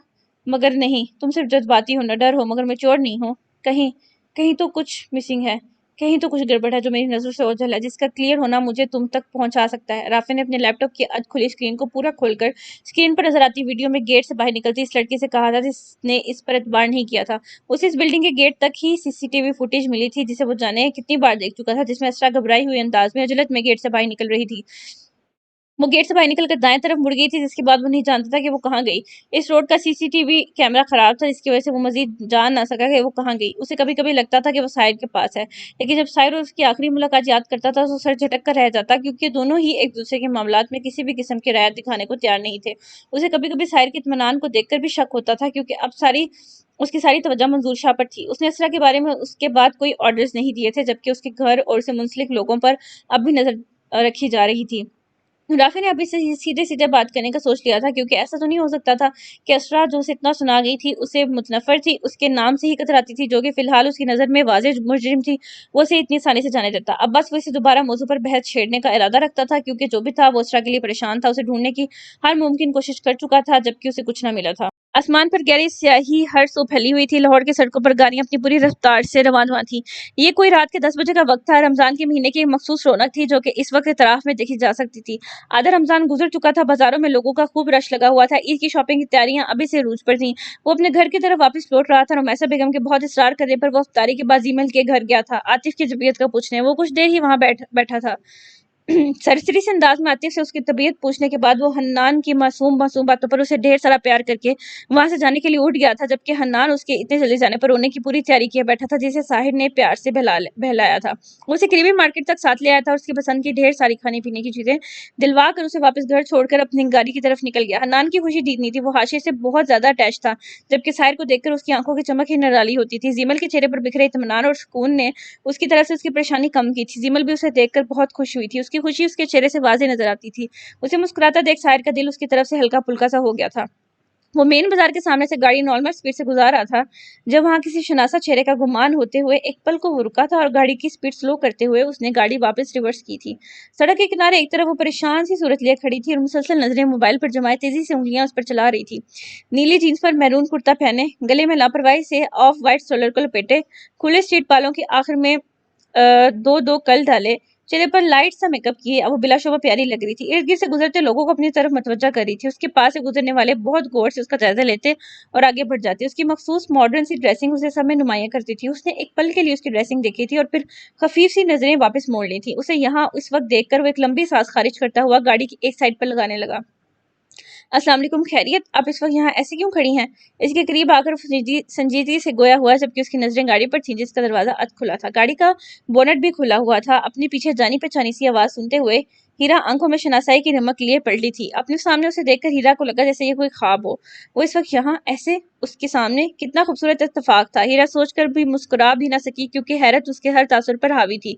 ब्लैक जींस पर स्काई ब्लू कलर की शर्ट में मलबूस, बालों को स्लीके से एक जानिब सेट किए वो हमेशा की तरह हैंडसम लग रहा था। दूसरा, उसका स्पार्ट और संजीदा अंदाज उसकी शख्सियत को मजीद पुरकशिश बना देता था। हीरा बगैर आंखें झपकाए हल्का सा मुंह खोले उसे अभी तक बेयकीनी से देख रही थी। वो तो जैसे पलट कर उसे अपने सामने देखकर फ्रीज हो गई थी। साहिर उसे यूं होंकों की तरह खुद को तकता पाकर एक पल को खुद को कोस के रह गया, जो उसे यहाँ देखकर चला आया था। इसे ऐसी लड़की हरगिज नहीं पसंद थी जिन्हें अपने आप पर, अपने जज्बात पर इख्तियार ना हो। वो इसकी इस तरह हैरानी से खुद को तकने पर मजीद चेहरे से अपना पूरा रुख उसकी तरफ करके उसे मुखातिब हुआ था। वापस आ जा हीरा, मैं यही मौजूद हूँ। साइन ने उसकी गाड़ी का बोनट हल्का सा बजाते हुए स्पार्ट चेहरे से कहा। मसीद उसे होश आवाज में लाना ही था, जो इस पर नजरें जमाए जाने कहाँ गुम हो गई थी। हीरा इसके गाड़ी का बोनट बजाने और स्पार्ट चेहरे से मुखातिब होने पर वापस हॉल में लौटी थी और अपनी बेखुदी पर एक पल को गड़बड़ा गई थी, जबकि शर्मिंदगी से सारा खुद ब खुद झुक गया था। पता नहीं उसे अपने सामने देखकर वो क्यों बेखुद हो जाती थी। सॉरी, वो मैं आपको यहाँ एक्सपेक्ट नहीं कर रही थी, हीरा ने कुछ शर्मिंदगी से उसे देखते हुए कहा, जो कि उसके अलावा ये सब जगह ही देख रहा था। आप यहाँ क्यों खड़ी हैं? गाड़ी के साथ कोई मसला? उसने उसके बाद को नजरअंदाज करते हुए गाड़ी की जानिब देखते हुए पूछा। मैं वो अफ्तारी के बाद शॉपिंग करने आई थी, अब वापस घर जा रही थी, मगर ये गाड़ी अचानक से बंद हो गई है, स्टार्ट नहीं हो रही। मैकेनिक को कॉल की है, लेकिन वो उठा नहीं रहा। हीरा ने परेशानी से उसे देखकर सारी बात बताते हुए कहा। वो इसके बाद सुनकर सर हिलाता हुआ गाड़ी की जानिब आया और उसका खुला हुआ बोनट मजीद खोलते हुए उसे देखने लगा। गाड़ी का इंजन बहुत ज्यादा गर्म था और इसका मसला इतनी जल्दी हल होने वाला नहीं था। उसे प्रोफेशनल मैकेनिक की जरूरत थी, इसलिए उसने उसे खुद घर छोड़ने की ऑफर की थी। हीरा अपने शॉपिंग बैग्स सीट से उठाती अपनी गाड़ी लॉक करते हुए इजरत में उसकी गाड़ी की तरफ बढ़ी थी, जो कि ड्राइविंग सीट पर बैठ चुका था। हीरा के चेहरे की खुशी दीदनी थी, जाने जाने में किस्मत के इत्तेफाक से उसके चेहरे पर एक अनजानी सी खुशी भी घेर दी थी। वो उसके साथ गाड़ी की फ्रंट सीट पर बैठी थी, जिसे जैसे वो चाहती थी। ये एहसास ही उसके लिए बहुत खूबसूरत था। सारी खामोशी से ड्राइव कर रहा था। उसे गाड़ी वापस मोड़नी पड़ी थी, क्योंकि उसका घर हीरा के घर से टोटली मुखालिफ सिमत में था। आपको कोई जरूरी काम तो नहीं था? कहीं मेरी वजह से आप डिस्टर्ब तो नहीं हुए? हीरा ने उसे हनूस पार चेहरे से ड्राइव करते देखा तो हिम्मत करके पूछ ही लिया। गाड़ी में एक अजीब सी खामोशी थी। उसी इस खामोशी से घबराहट होने लगी तो उसने बातचीत का सिलसिला शुरू किया। नहीं, उसने मोड़ मोड़ते हुए मुख्तसर सा जवाब दिया। हीरा उसे देखकर रह गई। इतनी बेइतनाई? आप बस इतना ही बोलते हैं? मतलब क्या इतना आसान होता है किसी को उसके जज्बात समेत इग्नोर करना? हीरा ने उसकी रूखी सूखी तबीयत पर बगौर उसके वजीह चेहरे को देखते हुए पूछा, जबकि लहजा शिकवा करना ही था। मेरी नेचर ही ऐसी है, मुझे लंबी लंबी बातें करने की आदत नहीं। साइड ने शाने चुकाते हुए आम से लहजे में कहा। इसका बस चलता तो ये 20 मिनट का रास्ता 5 मिनट में खत्म करके उसे घर पहुंचा देता। सड़कों पर रश होने के बावजूद वो तेज रफ्तार से गाड़ी चला रहा था। उसे हीरा की आंखों में नजर आती अपने लिए चाह से जाने क्यों घबराहट होती थी। वो हमेशा रिजर्व सा रहा था। उसने उसके लिए किसी लड़की का खुद से यूं बातों बातों में इजहार मोहब्बत करना या उसकी जात में इतनी दिलचस्पी लेना जाने क्यों उसे कभी पसंद नहीं रहा था। वो बस उसकी इज्जत करता था। ओह, मुझे लगा शायद आपको मेरा बोलना नहीं पसंद। हीरा ने इस बात में सर हिलाते हुए जैसे खुद को तसल्ली दी थी। साई ने उसकी बात की कोई रिस्पॉन्स नहीं दिया था। वो ड्राइविंग में यूं मगन था जैसे उसने इसकी बड़बड़ाहट सुनी ना हो। गाड़ी में फिर से खामोशी छा गई। हीरा लब काटते हुए उसे देखने लगी।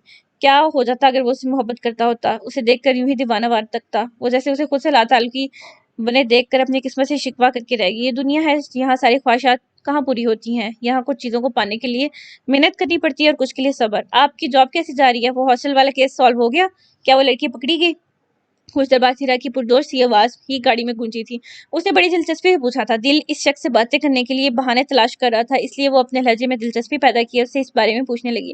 اسے ایک خاموشی کھل رہی تھی. اس کی بات سے ڈرائیونگ کرتے سائن نے گردن موڑ کر اسے دیکھا تھا، جیسے اس کی بات کا اصل مقصد جاننا چاہتا ہو، مگر اسے پوری طرح اپنی طرف متوجہ دیکھ کر وہ رک مر گیا. نہیں، ابھی وہ کیس آن گوئنگ ہے. سائن نے تو بار سامنے دیکھتے ہوئے عام سے لہجے میں کہا. بیسٹ آف لک. ویسے آپ کو پتا ہے مجھے ہاسٹل میں رہ کر پڑھنے کا بہت شوق تھا، لیکن پاپا اور مما نے کبھی پرمیشن نہیں دی. ان کے نزدیک ہاسٹل کا ماحول اچھا نہیں ہوتا، وہاں کی لڑکیاں بہت ہوشیار اور تیز ہوتی ہیں.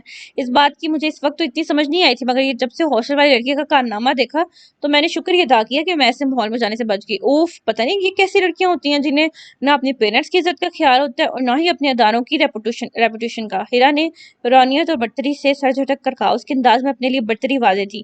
ڈرائیونگ کرتا سائرس کے خیالات سن کر لب بھیج کر رہ گیا. اسٹیئرنگ پر جمے اس کے ہاتھوں کی گرفت جانے کیوں خود بخود سخت ہوئی تھی. کل کو اگر آپ کو یہ نیوز سننے کو ملتی ہے کہ میں نے مرڈر کیا ہے، کسی سے اسے ذاتی دشمنی کی بنا پر اس کا قتل کر دیا ہے، تو کیا آپ یقین کر لیں گے اس بات پر؟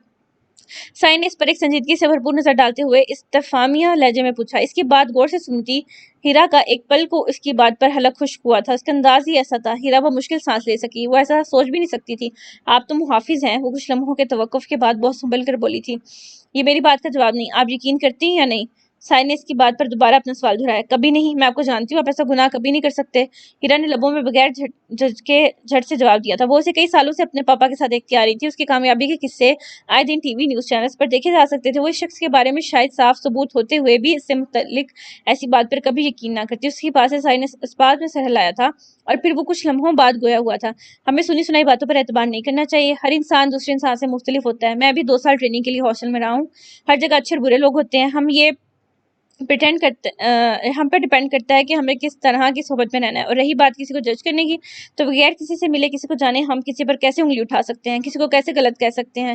ہم صرف اس 20 پر کہ سارا زمانہ سے غلط کہہ رہا ہے. اس طرح کے کیسز میں 50% بظاہر نظر آنے والے مجرم انوسنٹ ہوتے ہیں. اس لیے جب تک کہانی کا دوسرا رخ معلوم نہ ہو، ہمیں اپنی رائے محفوظ کرنی چاہیے، جس سے ہم بعد میں شرمندہ ہونے سے بچ جاتے ہیں. اپنی بات کہتے ہوئے اس نے بڑی کوشش کی تھی کہ لہجے میں سنجیدگی کے علاوہ غصے کا عنصر شامل نہ ہو، جبکہ ناگواری کی کچھ جھلک اس کے لہجے میں شامل ہو گئی تھی. پیشانی پر ناپسندیدگی کی کچھ لکیریں اس کے ضبط کا پتہ دیتی تھیں. اس نے اپنی بات ختم کر کے ایک جھٹکے سے گاڑی روکی تھی. ہیرا کا گھر آ گیا تھا. سوری اگر آپ کو برا لگا، میں نے تو بس یوں ہی کہہ دیا تھا. بالکل ٹھیک کہہ رہے ہیں. I will care for the next time. Hira نے کچھ شرمندگی سے کہا تھا، جبکہ دل جانے کی اس کی خفگی پر تیزی سے دھڑکنے لگا تھا. اٹس اوکے، اللہ حافظ. سائن اس کے بعد اس بات میں سر ہلاتے ہوئے ہنوز سے تیزی سے کہا. اسے اتنا سنجیدہ دیکھ کر ہیرا کی ہمت ہی نہیں ہوئی تھی کہ وہ دوبارہ اسے مخاطب ہوتی یا اسے اندر آنے کا کہتی. وہ شاپنگ بیگز اٹھاتی مرے مرے قدموں سے اپنے گھر کے اندر چلی گئی، جبکہ دل ہی دل میں خود کو کوس رہی تھی کہ کیا ضرورت تھی اس منحوس لڑکی پر تبصرے کرنے کی. اس کے گھر میں داخل ہوتے ہی سائڈ تیزی سے گاڑی آگے بڑھا کر لے گیا. دل کو ایک عجیب سے احساس نے گھیر رکھا تھا. کچھ دیر پہلے وہ کتنا پرسکون تھا، اور اب ایک عجیب سی کلفت نے دل و دماغ کو جکڑ رکھا تھا. آنکھوں کے سامنے ایک پل کو اس کا عکس لہرایا تھا، جس کی پیشانی خون آلود تھی، جو سختی سے اپنی آنکھیں بند کیے اپنے درد کو برداشت کرنے میں ہلکان ہو رہی تھی، جس کے چہرے کی ساری شادابی معدوم ہو گئی تھی، جس کے ساتھ قسمت نے واقعی بہت ظلم کیا تھا. اسرا عالم اس کیس میں سرے سے ہی معصوم تھی، اور یہ بات وہ جان چکا تھا. اس کے بارے میں انویسٹیگیشن اس نے خود کی تھی، اور اس کے بارے میں ایک ایک بات جان کر اس نے دل ہی دل میں اللہ کا شکر ادا کیا تھا کہ اس دن اس نے بالکل صحیح فیصلہ لیا تھا. اگر وہ اپنی ایگو میں رہتا، اپنی انا اور طاقت کے زام میں رہتا، تو اس کے ساتھ یقیناً ناانصافی کر جاتا، مگر اللہ نے اس کے ہاتھوں سے کچھ غلط ہونے سے بچا لیا تھا. وہ اس بات پر اللہ کا شکر گزار تھا، کیونکہ اگر اسے اس بات کا بعد میں پتا چلتا تو اس کا ضمیر اسے ایک پل چین نہیں لینے دیتا. بس وہ امیچور تھی، پاگل تھی، جذباتی تھی، مگر سچی تھی، نہ ڈر تھی. بغیر کسی سے دبے یا ڈرے وہ اپنے خیالات کا اظہار کر دیتی تھی، اور اس کے معاملے میں تو وہ بہت کھری ثابت ہوئی تھی. جانے وہ کیوں اسے اتنی بدگمان تھی، مگر سائر کو اس بات سے فرق نہیں پڑتا تھا. وہ بس اپنا فرض پوری ایمانداری سے ادا کر رہا تھا. تیزی سے گاڑی چلاتے ہوئے ان سب سوچوں میں گھرے وہ گھر واپس لوٹا تھا. گاڑی سے نکلتے ہوئے اسے غیر ارادی طور پر ایک نظر اپنے موبائل پر ڈالی تھی، اور موبائل کھول کر چیک کیا کہ کہیں اسماعیل صاحب یا پریشے کا کوئی میسج یا کال نہ ہو، جبکہ ان کے میسیجز کے علاوہ کافی نوٹیفیکیشنز تھے جن پر وہ ایک نظر ڈال کر موبائل دوبارہ آف کرتا. وہ گاڑی پورچ میں کھڑی کرتے ہوئے گھر کے اندرونی حصے کی جانب بڑھ گیا تھا. وہ جانے میں ہی وہاں سے کسی پیغام کا منتظر تھا، کیونکہ اس سے پہلے پریشے یا اسماعیل صاحب اسے فون یا میسیجز پر اشرا کی طبیعت کے بارے میں بتاتے رہتے تھے، اس کی حالت سے آگاہ کرتے رہتے تھے، جبکہ اب 1-2 ہفتوں سے کوئی خیر خبر نہیں آئی تھی. دوپہر کی دھوپ کی تپش مزید بڑھ گئی تھی. گلیاں اس وقت سنسان پڑی تھی. یوں لگتا تھا جیسے اس تپتی دھوپ سے بچنے کے لیے اپنے اپنے گھروں میں مقید ہوں. ایسے میں وہ جھنجھلاتا ہوا گلی کے نکڑ پر موجود سیاہ رنگ کے گیٹ والے گھر کے سامنے آ کر رکا تھا۔ اس کی پیشانی پر ناگواری کی لکیریں قائم تھی۔ دھوپ کی تمازت سے اس کی گندمی رنگت میں ہلکی سی سرخی پھیلی ہوئی تھی۔ لائٹ براؤن کرتا شلوار میں ملبوس، بالوں کو سلیقے سے بنایا وہ اچھا لگ رہا تھا۔ اس نے بیزاری سے گیٹ بجایا تو اسما کے بھائی نے کچھ لمحوں میں ہی گیٹ کھولا اور اسے دیکھ کر سلام کرتے ہوئے اپنا ہاتھ آگے بڑھایا، جس سے اس نے بمشکل اپنی بیزاری کو چھپاتے ہوئے تھام لیا تھا اور بغیر اس کی کوئی اور بات سنے علیشہ کو باہر بھیجنے کا کہا، جس پر وہ اس نوابزادے کی مزاج دیکھتا اندر کی جانب بڑھ گیا تھا۔ کچھ دیر بعد علیشہ کسی بات پر مسکراتی ہوئی باہر آئی تھی۔ اس کے ہاتھ میں 3 شاپنگ بیگز تھے۔ وہ بغیر حازم کی گھورتی نگاہوں کا نوٹس لیے باہر نکلی تھی، لیکن اس کی سر نگاہوں کو خود پر جمے دیکھ اس کی مسکراہٹ پل میں سمٹی تھی۔ سر پر لاپرواہی سے لی سیاہ چادر اسے فوراً ہی درست کی تھی۔ اسے نہیں پتا تھا کہ اسے یہ لینے آیا ہے۔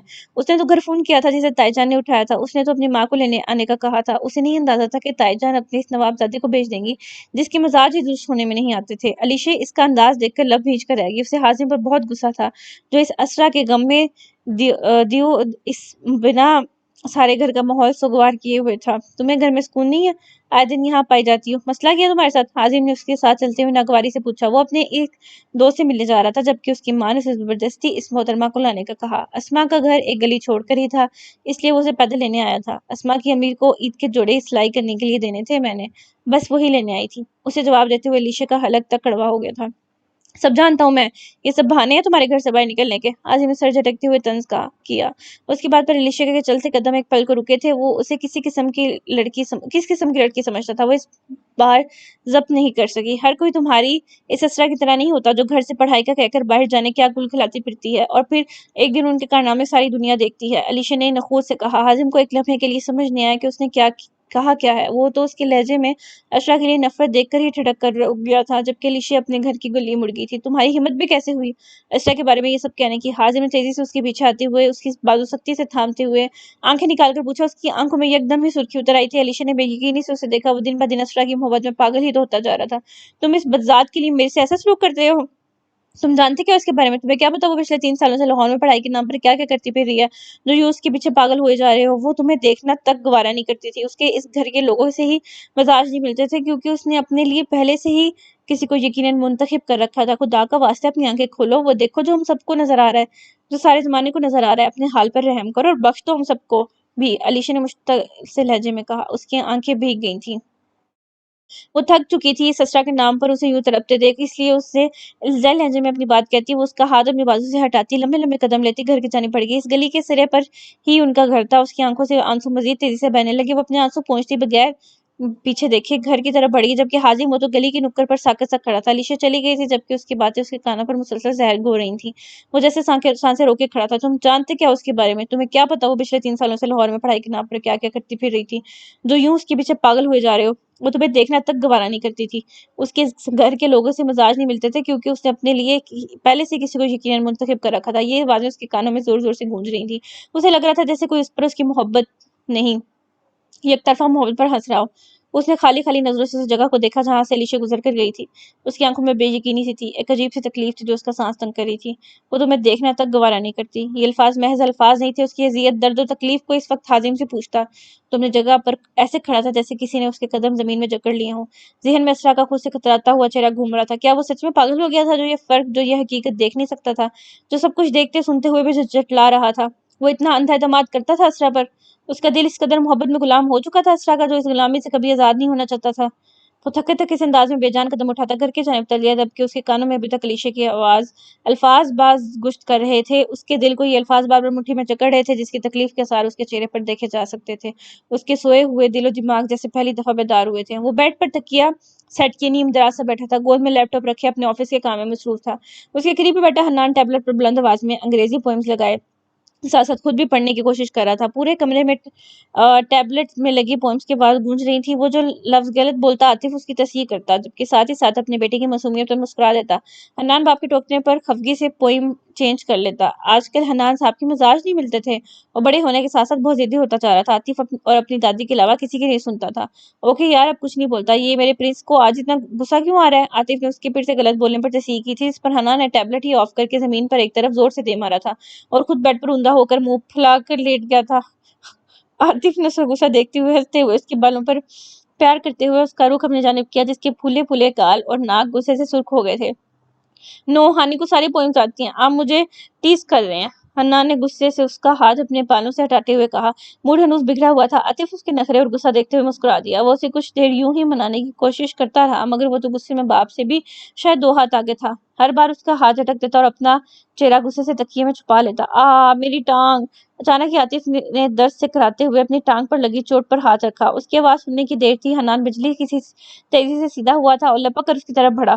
اس کے چہرے پر پریشانی اور متفکری واضح تھی۔ اس کی سہمی ہوئی شکل دیکھ کر عاطف اپنے مسکراہٹ چھپا گیا، جبکہ اس پر پیار الگ سے آیا جو کہ اس کی ذرا سی تکلیف پر پریشان ہو جاتا تھا۔ Dad sorry Hani hurt you, Hani bad boy, love you dad. Hannan اس کے چہرے پر تکلیف کے تاثرات دیکھ کر اپنے چھوٹے چھوٹے ہاتھوں میں اس کا چہرہ تھام کر شرمندگی سے کہہ رہا تھا، اور پھر اسے بہلاتے ہوئے لو یو کہتے ہوئے اس کے گلے لگ گیا۔ وہ اپنے ڈیڈ کو بالکل تکلیف میں نہیں دیکھ سکتا تھا۔ پچھلے 1 ہفتے سے وہ اپنی ماں کے ساتھ اپنے طور پر ڈیڈ کا خیال رکھ رہا تھا۔ لو یو ٹو ڈیڈ کی جان، ایم فائن۔ عاطف نے پیار سے اس کے پھولے پھولے گال چومتے ہوئے نارمل سے انداز میں کہا۔ اس نے تو صرف اس کا دھیان ہٹانے کے لیے جان بوجھ کر اپنی تکلیف کا بہانہ کرتے ہوئے اسے جانب متوجہ کیا تھا۔ کچھ دیر بعد زیمل کمرے میں داخل ہوئی تو دونوں باپ بیٹے کو دیکھ کر رہ گئی، جو جانے موبائل میں کیا دیکھنے میں مصروف تھے۔ عاطف کا لیپ ٹاپ ایک سائڈ پر پڑا تھا۔ حنان عاطف کی گود میں چڑھ کر بیٹھا اس کے موبائل سے جانے کیا دیکھتے ہوئے تبصرے کر رہا تھا۔ زیمل نے ہلکا سا گلا کھنکارتے ہوئے انہیں اپنی جانب متوجہ کرنا چاہا۔ حنان ماں کو دیکھ کر فوراً سیدھا ہو گیا تھا، جلدی سے عاطف کی گود سے اتر کر اس کے بازو کے ساتھ چپک کر بیٹھ گیا، کیونکہ زیمل نے اسے سمجھایا تھا کہ اس کے ڈیڈ کی گاڑی دوسری گاڑی سے ٹکرا گئی تھی، جس کی وجہ سے اس کے ڈیڈ کو کافی چوٹیں آئی ہیں، اس لیے وہ اپنے ڈیڈ سے تھوڑا فاصلے پر رہے اور ان کا خیال رکھے، جس پر اسے بڑی فرمانبرداری سے اس کی بات سمجھتے ہوئے اسے پرومس بھی کیا تھا۔ زیمل نے ٹرے سے کافی کا کپ اٹھا کر عاطف کو تھمایا اور اس کا فیڈر لے کر بیڈ کی دوسری سائڈ پر آ کر بیٹھ گئی، جبکہ نظر بے اختیار زمین پر پڑے ٹیبلٹ پر گئی تھی، جس کی اسکرین میں نظر آتی بے تحاشا ڈرارے اس کی قسمت پر ماتم کناں تھی۔ ہانی، یہ ٹیبلٹ کس نے پھینکا نیچے؟ زیمل نے اسپاٹ چہرے سے پوچھا۔ حنان نے تھوک نکلتے ہوئے عاطف کو دیکھا۔ عاطف نے اس کی شکل دیکھ کر بظاہر بے بسی سے شانے اچکا دیے تھے۔ حنان نے زیمل کو دیکھا تھا جو اسپاٹ نظر سے دیکھ رہا تھا۔ لو یو مما، حنان موسمی سے بات گول کرتا اس کے گلے میں باہیں ڈال کر کہنے لگا۔ زیمل تو ایک پل کو اسے دیکھ کر رہ گئی، جو ڈانٹ سے بچنے کے لیے اسے مکھن لگا رہا تھا بلکہ اس کا دھیان بٹا رہا تھا۔ مکھن لگا رہی ہوں تو مجھے تاکہ ڈانٹ نہ پڑے، زیمل نے خفگی سے اسے دیکھتے ہوئے کہا اور اپنی گود میں لٹا کر اس کا فیڈر اسے تھمانے لگی۔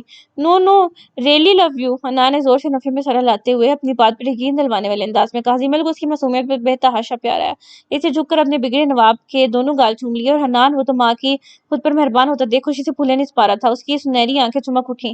زیمل نے اس ڈرامے باز کو دیکھتے ہنستے ہوئے ایک چپڑ اس کے گال پر لگاتے ہوئے اس کی فیڈر تھمائی۔ عاطف، جو کب سے ان دونوں کی گفتگو سنتے ہوئے اپنا لیپ ٹاپ دوبارہ اٹھا چکا تھا اور اس پر کسی کی میل پڑا تھا، اسے کافی کا کپ اٹھاتے دیکھ زیمل کچھ یاد آنے پر جلدی سے بولی۔ عاطف، پہلے میڈیسن لیں پھر کافی پی لیجیے گا، یہ میں نے اسی دراز میں رکھی ہے۔ زیمل نے انگشت شہادت سے اس کے سائڈ ٹیبل کی طرف اشارہ کرتے ہوئے کہا۔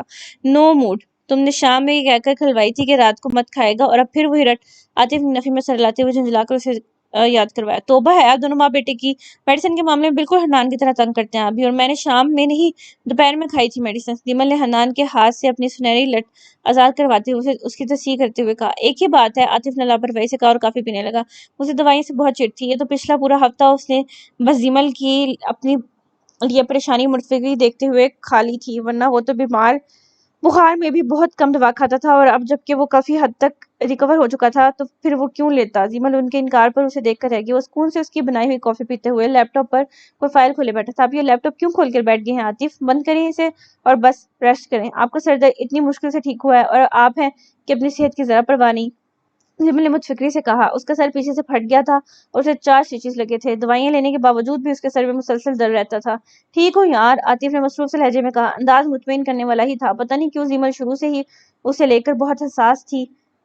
نہ آپ میری بات سنتے ہیں اور نہ ہی یہ آپ کا بیٹا، زیمل نے حنان کے ہاتھ سے دوبارہ اپنے بال آزاد کرواتے ہوئے کہا۔ اس کے بالوں سے کھیلنا جیسے حنان کا فیڈر پیتے ہوئے بہترین مشغلہ تھا۔ میں اپنی مما کے گھر چلی جاؤں گی اگر آپ دونوں نے مجھے یوں ہی تنگ کرنا ہے تو، زیمل نے روحانسی سی صورت بنا کر کہا۔ حنان نے منہ سے فیڈر نکالتے ہوئے جلدی سے اپنے دونوں ہاتھوں میں اس کا ہاتھ تھام لیا۔ زیمل کی اس دھمکی کا اس پر بہت اثر ہوا تھا۔ آؤ تمہیں ابھی چھوڑاؤں، عاطف نے اس کے روحانسی ہونے پر عام سے لہجے میں کہا، جبکہ اس کے عجلت میں بولنے پر زیمل ایک پل کو خاموش ہو گئی تھی۔ اسے لگا جیسے وہ اپنی بازاری میں کہہ رہا ہو، آپ تو جانے کب سے مجھے چھوڑنے کے لیے تیار ہیں، بس آپ کو تو کوئی ٹھوس وجہ نہیں مل رہی۔ زیمل نے حنان کی اپنی بات سے سہمی ہوئی شکل کو دیکھتے ہوئے بظاہر عام سے لہجے میں کہا تھا، جبکہ یہ بات ہرگز عام نہیں تھی۔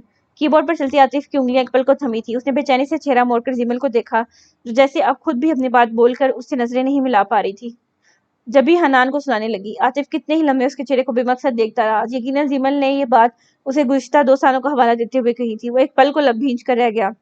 ہاتھ میں کافی بھی بے دلی سے ٹیبل پر رکھ دی۔ زیمل نے چور نظروں سے اس کے تاثرات دیکھ، جہاں گہری سنجیدگی رقم تھی وہ خود کو کوس کر رہ گئی۔ اب ہر ان باتوں کا کیا مقصد؟ اب تو وہ بدل گیا تھا۔ زیمل کو ندامت ہوئی، جانے کیوں ایک خاموشی کی دیوار تھی وہ دونوں کے درمیان حائل ہو گئی، جسے توڑنے کی کوشش کسی نے بھی نہ کی، یا شاید ہمت ہی نہیں ہوئی۔ کچھ دیر بعد حنان کا فیڈر ختم ہونے والا تھا اور اس کی آنکھیں نیند سے بند ہو رہی تھیں۔ دوسری طرف یہی حال زیمل کا بھی تھا، جو اس کے ساتھ صبح سے جاگی ہوئی تھی اور پھر سارے دن وہ عاطف کے کاموں اس کی دیکھ بھال میں لگی رہی۔ اس پچھلے ایک ہفتے میں وہ ٹھیک سے سوئی بھی نہیں تھی۔ اب جا کر جب عاطف کی طبیعت کچھ سنبھلی تھی تو اس کی بھاگ دوڑ کچھ حد تک کم ہوئی تھی۔ وہ حنان کو سلاتے سلاتے خود بھی اپنے بیڈ کراؤن سے لگائے نیم دراز ہوتے ہوئے سو چکی تھی۔ حنان بھی فیڈر سے ختم ہوتے اس کی گود پہ سکون سا بے خبر سو گیا تھا۔ وہ ہمیشہ دیر سے اٹھتا تھا، مگر جب سے عاطف کا ایکسیڈنٹ ہوا تھا تو اس کی روٹین بھی کچھ بدلی تھی۔ صبح زیمل کے اٹھنے پر ہی اٹھتا اور رات کو 10 بجے ہی نیند سے اس کی آنکھیں بوجھل ہو جانا شروع ہو جاتی۔ وہ بھی دلی سے لیپ ٹاپ پر اس ای میل کو کوئی 10 دفعہ پڑھ چکا تھا، جبکہ اس کا ذہن تو کہیں اور تھا۔ اس کا ذہن زیمل کی بات میں الجھا ہوا تھا۔ اکتا کر اس نے لیپ ٹاپ بند کر کے ایک طرف رکھا تو نظر بے اختیار اپنے پہلو میں بے خبر سوئی ان دونوں معصوموں پر گئی۔ اس کا دل جانے کیوں بوجھل سا ہونے لگا۔ وہ بیڈ کی سائڈ ٹیبل کا سہارا لے کر بیڈ سے اٹھا تھا اور سینٹر ٹیبل کے پاس پڑی کرچیز اٹھاتے ہوئے اس کے سہارے سے گھوم کر بیڈ کی دوسری طرف آیا تھا۔ ٹانگ پر بہت گہری چوٹ لگی تھی، جس کی وجہ سے وہ شروع میں تو بغیر کسی کے سہارے چل بھی نہیں سکتا تھا، جبکہ اب وہ کرچیز کے سہارے آسانی سے خود چل سکتا تھا۔ اس نے زیمل کی طرف آ کر اس کے پاس ہی تکیہ درست کرتے ہوئے اس کی گود سے حنان کو بازو سے اٹھاتے ہوئے اس پر لٹایا، پھر زیمل کے پیچھے پڑا تکیہ درست کرتے ہوئے اسے بھی شانے سے تھام کر حنان کے پاس ہی لٹا دیا۔ زیمل شاید بہت تھک چکی تھی، اس لیے اس کے ہاتھ لگانے سے اس میں ذرا سی بھی جنبش نہیں ہوئی تھی اور وہ اسی سکون سے سوتی رہی۔ کمرے میں اے سی کی کھنکی سے خوب ٹھنڈک تھی۔ وہ ان دونوں پر کمفرٹر درست کر کے دیتا۔ کچھ دیر تو کھڑا خالی نظروں سے انہیں سکون سے سوتا دیکھتا رہا اور پھر کمرے سے باہر نکل گیا۔ لان میں اس وقت گہری خاموشی تھی۔ آسمان پر آج چاند اور ستارے واضح نظر آ رہے تھے۔ آج مطلع صاف تھا۔ وہ اپنے پیروں میں پہنے سلیپرز ایک طرف اتارتا ہوا ننگے پاؤں گھاس پر چلنے لگا۔ دل کی کلف جانے کیوں حد سے سوا تھی۔ زیمل کی بات، اس کا لہجہ جیسے اندر ہی اندر اس کے ضمیر کو کوکے لگا رہے تھے۔ وہ جیسے اپنی ذات کا احتساب کر رہا تھا۔ اس ایک ہفتے میں زیمل نے اسے بہت ہمت سے سنبھالا تھا۔ اس کے کام کرتے ہوئے اس کے ماتھے پر ایک بار بھی ہلکی سی بھی شکن نہیں ابھری تھی۔ وہ سارا دن کسی دیوانی کی طرح اس کے آگے پیچھے گھومتی رہتی۔ گھر میں مہمانوں کا آنا جانا، عاطف کی دیکھ بھال کرنا، اس کے کھانے اور میڈیسن کا خیال رکھنا اور ان سب میں حنان کی بے جا اور بے وقت خواہشوں کو پورا کرنا۔ وہ بس اسے دیکھ کر رہ جاتا، جو بہت خوش اسلوبی سے اپنی ذمہ داریاں نبھا رہی تھی۔ وہ ایک پرفیکٹ بیوی تھی۔ عاطف کے دل میں موجود محبت، وہ محبت جو بھٹک گئی تھی، جیسے اس واپس دوبارہ اپنی منزل ملنے لگی ہو۔ اس ایک ہفتے میں ہی عجیب سی انسیت تھی جو اسے زیمل سے محسوس ہونے لگی۔ وہ اس کا احساس کرنے لگا تھا، اسے اس کی فکر ہونے لگی تھی، اس کی ذات میں اس کا دل پھر سے دلچسپی لینے لگا تھا جب سے اس کا غرور ٹوٹنا شروع ہوا تھا۔ وہ جیسے اندر سے کھوکھلا ہو رہا تھا، کیونکہ زمین پر اکڑ کر چلنے والوں کے لیے جھکنا اتنا آسان نہیں ہوتا۔ اپنی دولت کے زام اس کے نشے سے نکلنا آسان نہیں ہوتا، مگر اللہ جسے چاہے نواز دے اور جس سے چاہے چھین لے، یہ سب تو اس کے ہاتھ میں ہے۔ وہ چاہے تو اندھیرے اور گمراہی کے راستوں پر چلنے والوں کو روشنی بخش دے، ہدایت بخش دے، پھر چاہے یہ مہربانی وہ اپنے بندے کو کسی آزمائش میں ڈال کر کرے یا یوں ہی عطا کر دے، وہ سب اس کی مرضی۔ گناہ کے بعد اس پر شرمندہ ہونا، معافی کا طلب ہونا ہمیں خدا کے تاب سے بچا لیتا ہے۔ کچھ ندامتیں بہت خوبصورت ہوتی ہیں، جو ہمیں ہمیشہ کے لیے اندھیرے سے نکال کر روشنی کی طرف لے جاتی ہیں، ہمیں اپنے رب کے پاس لے جاتی ہیں، جو کہ صراط مستقیم کا راستہ ہے۔ تپتی دھوپ کی تپش نے ہر کسی کو پسینے میں شرابور کر دیا تھا۔ آج کا روزہ شدید سخت تھا۔ بجلی پچھلے 1 گھنٹے سے بند تھی، یہاں ہر 2 گھنٹوں بعد بجلی چلی جاتی تھی۔ ان تنگ و تاریک گلیوں میں رہنے والوں کا گویا گرمی سے برا حال تھا۔ بچوں نے تو کرکٹ کو اپنی مصروفیت بنا کر خود کو مصروف کر لیا تھا۔ بچے اپنی دھن میں مگن، بغیر دھوپ کا اثر لیے چھاؤں میں کھیلنے میں مصروف تھے۔ محلے کی عورتیں اپنے دروازوں پہ کھڑی مہنگائی اور سیاسی بحث میں مصروف تھیں۔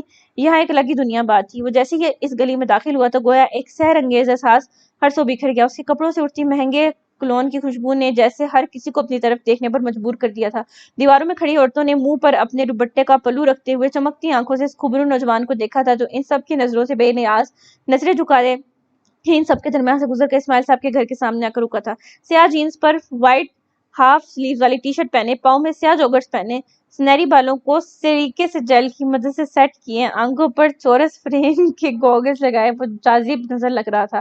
اس عام سے ڈریسنگ میں بھی اس کی ہینڈسمنس دیکھنے والوں کو کسی مقناطیسی طاقت سے اپنی طرف متوجہ کر رہی تھی۔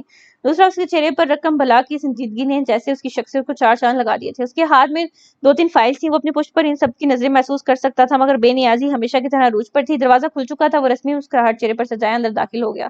بانو باجی، یہ شہزادہ کون تھا؟ اپنے دروازے میں کھڑی ایک عورت نے آنکھوں میں چمک لیے اپنے سامنے والے دروازے میں کھڑی عورت سے پوچھا۔ وہ یہاں سے گزر گر گیا تھا تو گویا ان سب کو اپنے سحر میں الجھا گیا تھا، جو ابھی تک اسماعیل صاحب کے بند دروازے کو دیکھ رہی تھیں۔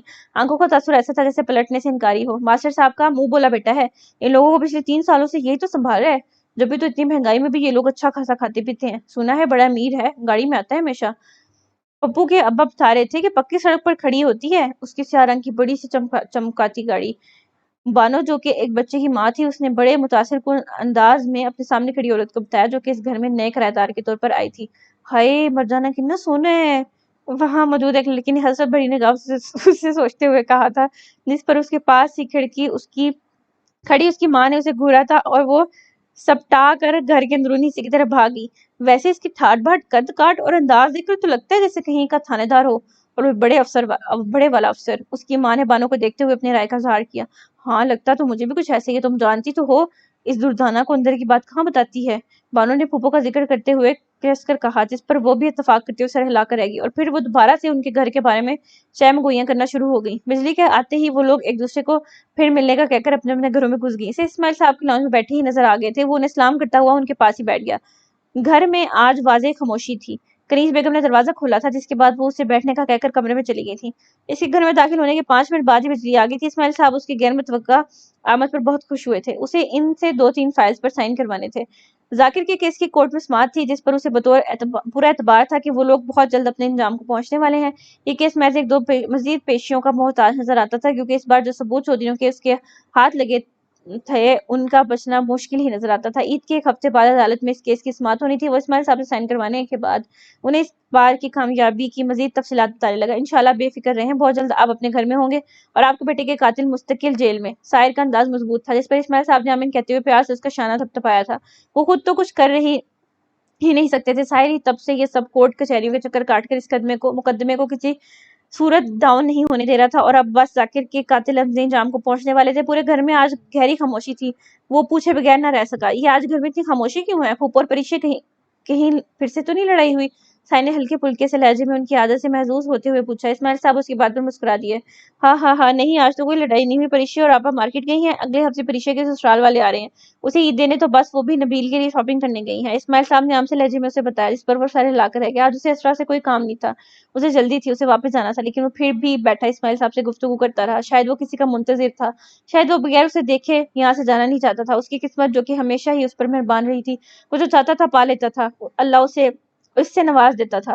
اسے زیادہ انتظار نہیں کرنا پڑا تھا. جب وہ ڈرائنگ روم سے جائے نماز طے کر کے باہر نکلتی ہوئی دکھائی دی. ہلکے گرے رنگ کی فراک میں ملبوس جس کے گلے آستینوں اور گھیرے پر معمولی سی اسکن رنگ کے دھاگے کی کڑائی ہوئی تھی. اسکن رنگ کے دوپٹے کو ڈھیلا سا سر پر اوڑھے جس میں سے اس کے گھنگریالے بال لمبی چٹیا میں مکید واضح نظر آتے تھے. چہرے کے تاثرات پر نرمی لیے وہ اپنے دھیان کمرے سے باہر نکلی تھی. لاؤنج میں اسے بیٹھے دیکھ وہ ایک پل کو رک گئی تھی. ساحر اس کے دیکھنے سے پہلے ہی اپنی نظروں کا زاویہ بدل چکا تھا. اسرا ایک پل کو تو اپنی جگہ پر منجمد ہوئی. دل کیا جھٹ سے اپنے کمرے میں گھس جائے لیکن پھر کچھ یاد آنے پر وہ کچھ سوچتے ہوئے لاؤنج میں آ گئی تھی. کانفیڈنس تو اس میں بلا کا تھا. پچھلی دفعہ کی نسبت اس بار انداز خاصا پرسکون تھا. انکل آپ نے نماز نہیں پڑھنی. اسرا نے اسماعیل صاحب کے پاس آتے ہوئے انہیں اپنی جانب متوجہ کرتے ہوئے پوچھا جبکہ ساحر کو اس نے مکمل اگنور کیا تھا یوں جیسے اسے پہچانتی ہی نہ ہو. اسماعیل صاحب جو ساحر کی کسی بات کا جواب دے رہے تھے اپنے عقب سے آتی اس کی بات سن کر اس کی جانب متوجہ ہوئے. ساتھ ہی لاؤنج میں دیوار گیر گھڑی پر نظر ڈالی جہاں 2 بج رہے تھے. بجلی جانے کی وجہ سے ان کی ظہر کی نماز یوں ہی لیٹ ہو جاتی تھی. ہاں بیٹا تم بیٹھو یہاں میں بھی نماز پڑھ کے آیا. اسرا کو یہاں بیٹھنے کا کہہ کر وہ ساحر کو انتظار کرنے کا کہہ کر اپنی ویل چیئر دھکیلتے اپنے کمرے کی جانب بڑھ گئے. ساحر نے اپنی سنہری آنکھوں میں سنجیدگی لیے اسے دیکھا جو کہ گردن موڑ کر اسماعیل صاحب کو جاتا ہوا دیکھ رہی تھی. وہ اسے آج کچھ بدلی لگی تھی. ماتھے پر لگی چوٹ کا نشان بہت حد تک منمل ہو چکا تھا. اس کی رنگت پہلے کی طرح چمک رہی تھی. چہرے کی شادابی جیسے لوٹ آئی تھی. اس کے گردن موڑنے سے ایک لمبی گھنگریالی لٹ اس کے چہرے پر آگے کی طرف جھولنے لگی جسے اسرا نے بیزاری سے کان کے پیچھے اٹسا اور اس کی جانب پلٹ کر دیکھا جو کب سے یوں ہی بیٹھا اس کا جائزہ لینے میں مصروف تھا. اسرا کو اس کی نظروں سے کوفت ہوئی تھی. وہ ذرا سا گلا خنکار کر سیدھی ہوئی. 2-3 سوال پوچھتے ہیں مجھے آپ سے. اسرا نے اسپاٹ چہرے سے کہا. انداز کسی تھانے دارنی کا سا تھا. ساحر اس کے انداز پر سیدھا ہو کر بیٹھا. وہ بیٹھا تھا اور وہ اس سے فاصلے پر کھڑی تھی. اسرا کی ایک ایک حرکت اس کا انداز اس کا لہجہ بہت متوجہ کن تھا. اگر وہ ساحر تھا تو وہ جادوگر نہیں. وہ اسے نظریں ہٹاتا جیسے واپس اپنی سنجیدگی کے خول میں قید ہو گیا. SSP میں ہوں. مجرم کب سے پولیس والوں سے انویسٹیگیشن کرنے لگے. ساحر کے اندر اسپاٹ سا تھا لیکن اس کا مجرم کہنا اسرا عالم کے چہرے پر پھیلا پرسکون سا تاثر ایک لمحے میں زائل کر گیا تھا. میں مجرم نہیں ہوں. کسی اندھے کو بھی اگر میں اس طرح ایک ایک بات بتاتی تو وہ بھی یقین کر لیتا مگر آپ تو اندھوں میں سے بھی اندھوں سے بھی گئے گزرے ہیں۔ اسرا کا انداز ضبط کیے ہوئے تھا۔ ہاں یہ تو بہت جلد پتہ چل جائے گا۔ اس کے منہ سے اپنی تعریف سن کر وہ جیسے پہلو بدل کر رہ گیا۔ اللہ توبہ، اس لڑکی کی زبان تھی یا ایٹم بم جو تھا کر کے کسی کا بھی سکون برباد کر دے، کسی کے بھی اطمینان کو غارت کر دے۔ دیکھیے مجھے آپ سے بحث کرنے میں کوئی دلچسپی نہیں، صرف چند سوالوں کے جواب دیں۔ اسرا کا انداز مصروف کن تھا۔ اس نے لہجے میں مشکل صلح آمیز تاثر پیدا کرتے ہوئے کہا۔ دوسری طرف اسے دیکھ کر رہ گیا جس کے کہنے کا مطلب صاف صاف یہی تھا کہ وہ فارغ ہے اور اس سے بحث کرنے میں دلچسپی ہے۔ فرمائیے، سن رہا ہوں، اس نے تپ کر کہا۔ یہ جو آپ نے آنٹی کو پیسے دیے تھے میرے کپڑوں کے لیے، اس مہربانی کی وجہ جاننی ہے مجھے۔ اسرا نے سوالیہ نگاہوں سے پوچھا۔ انداز کڑا تھا۔ تمہیں کیا لگتا ہے ویسے میں یہ مہربانی کیوں کروں گا؟ اس نے ہنوز سنجیدگی سے اس کے سوال کا جواب اسی سے طلب کرنا چاہا۔ مجھے اپنا قرضدار کرنے کے لیے، مجھ پر احسان کرنے کے لیے اور شاید ترس کھاتے ہوئے۔ اسرا کے لہجے میں ناگواری سی تھی، جبکہ دل نے پھر سے شدت سے بے بسی محسوس کی تھی۔ اس کی بات سے وہ ایک پل کو اسے دیکھ کر رہ گیا۔ وہ اس سے کسی ایسے جواب کی امید کرتا تھا اپنے بارے میں اس کے نیک خیالات سے واقف جو تھا۔ اگر ایسا ہے تو پھر ایسا ہی صحیح، لیکن میں نے تم پر کبھی ترس نہیں کھایا۔ البتہ احسان کرنے والی بات کافی حد تک درست ہے۔ وہ ویسے ہی جواب دے رہا تھا جیسے وہ سننا چاہتی تھی۔ اپنی جگہ سے کھڑے ہوتے ہوئے اس نے اس کے خیالات پر اپنے الفاظ سے مہر ثابت کی۔ مجھے کسی کے احسان لینے کی عادت نہیں، میری عزت نفس کو یہ بات گوارا نہیں کہ میں آپ جیسے شخص کا احسان لوں، اس لیے خود پر خرچ کیا ایک ایک پیسہ میں آپ کو واپس کروں گی، اسرا نے باور کروانے والے انداز میں کہا۔ سائرس کے لہجے میں موجود کاٹ کو محسوس کرتا ہوا لب بھیج کر رہ گیا، اور ابھی وہ کچھ بولتا جب اس کی اگلی حرکت دیکھتے ہوئے اس کے چہرے پر موجود سنجیدگی میں اضافہ ہوا تھا۔ اسرا نے اپنے کانوں سے ڈائمنڈ سوپ نکالتے ہوئے اسی طرح بڑھایا۔ لاؤنج میں موجود سکوت میں کافی مزید اضافہ ہوا۔ اس نے بے چینی سے اسے دیکھا جو اپنی شفاف ہتھیلی پر دو بیشی قیمت چمکدار ہیرے رکھے اس کے سامنے کھڑی تھی۔ یہ کیا فضول حرکت ہے؟ سائر کا انداز شدید ناگوار تھا۔ اس کے سارے اچھے موڈ کا ستیہ ناش ہو کر رہ گیا تھا۔ فضول حرکت کہاں ہے؟ آپ کو تو ویسے بھی عادت ہے رشوت لینے کی، اور میں آپ کی رشوت تو نہیں دے رہی نا، بس اپنے اوپر خرچ کیے ہوئے پیسے اٹھا رہی ہوں۔ یہ ڈائمنڈ ٹاپس میری نانو نے مجھے بنوا کر دیے تھے میٹرک کے بورڈ میں فرسٹ پوزیشن حاصل کرنے پر۔ مجھ سے اسے کبھی نہ اتارنے کا وعدہ بھی لیا تھا، لیکن میرے لیے عزت نفس سے بڑھ کر کچھ نہیں۔ اسے بیچ کر مجھ پر خرچ کیے گئے اپنے پیسے پورے کر لیجیے گا، اسرا نے بظاہر عام سے لہجے میں ہی کہا تھا، جبکہ آج پھر وہ اس پر بہتان لگا گئی تھی۔ سائر نے ایک نظر اس کی شفاف ہتھیلی پر چمکتے ان لنے سے ہیروں کو دیکھا اور پھر دوسرے ہی پل بغیر سوچے انہیں اٹھا لیا تھا۔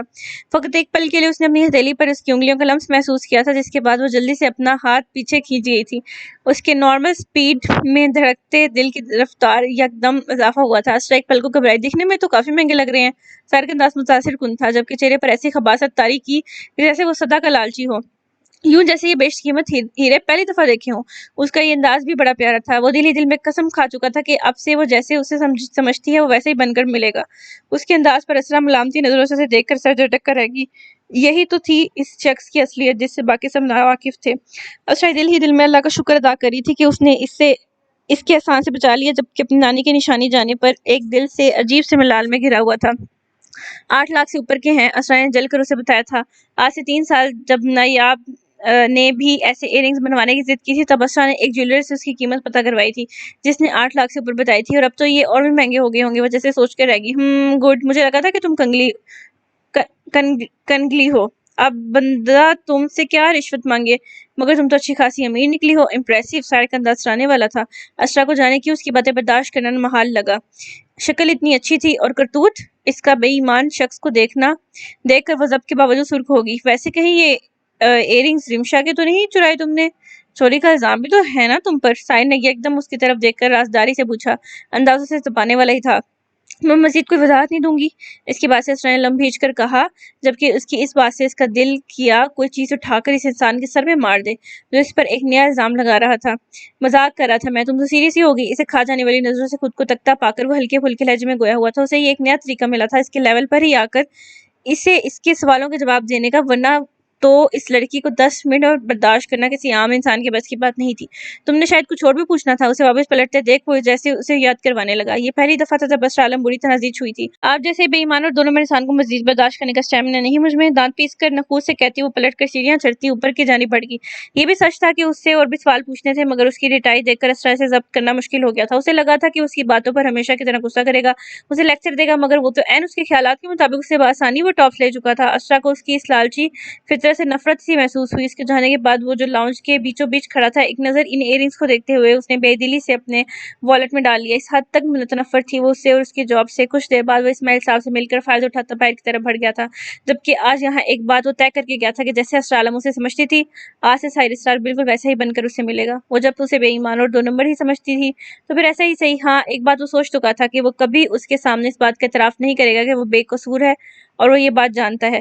جب وہ اسے سلگانے سے باز نہیں آتی تھی تو پھر اسرا عالم کو بھی اسی آگ میں جلنا تھا۔ قسمت جیسے انہیں یوں ایک دوسرے سے زدے لگاتے دیکھ ان کی نادانی پر مسکرا دی۔ کچھ لوگوں سے وابستگیاں بڑی عجیب سی ہوتی ہیں، بے نام سی ہوتی ہیں، ایک انجانا سا احساس ہمیں ان سے بند کر رکھ دیتا ہے، پھر ان کی موجودگی کا بھی احساس ہوتا ہے اور غیر موجودگی کا بھی۔ تو آج کی ایپیسوڈ یہیں پر ختم ہوتی ہے۔ اگر آپ نے ابھی تک چینل کو سبسکرائب نہیں کیا تو کر لیں تاکہ جب بھی نیکسٹ ویڈیو آئے تو آپ کو پتہ چل جائے، اور ساتھ ہی ساتھ بیل آئیکن بھی دبا لیں۔ تو اپنا خیال رکھیے گا اور اللہ حافظ۔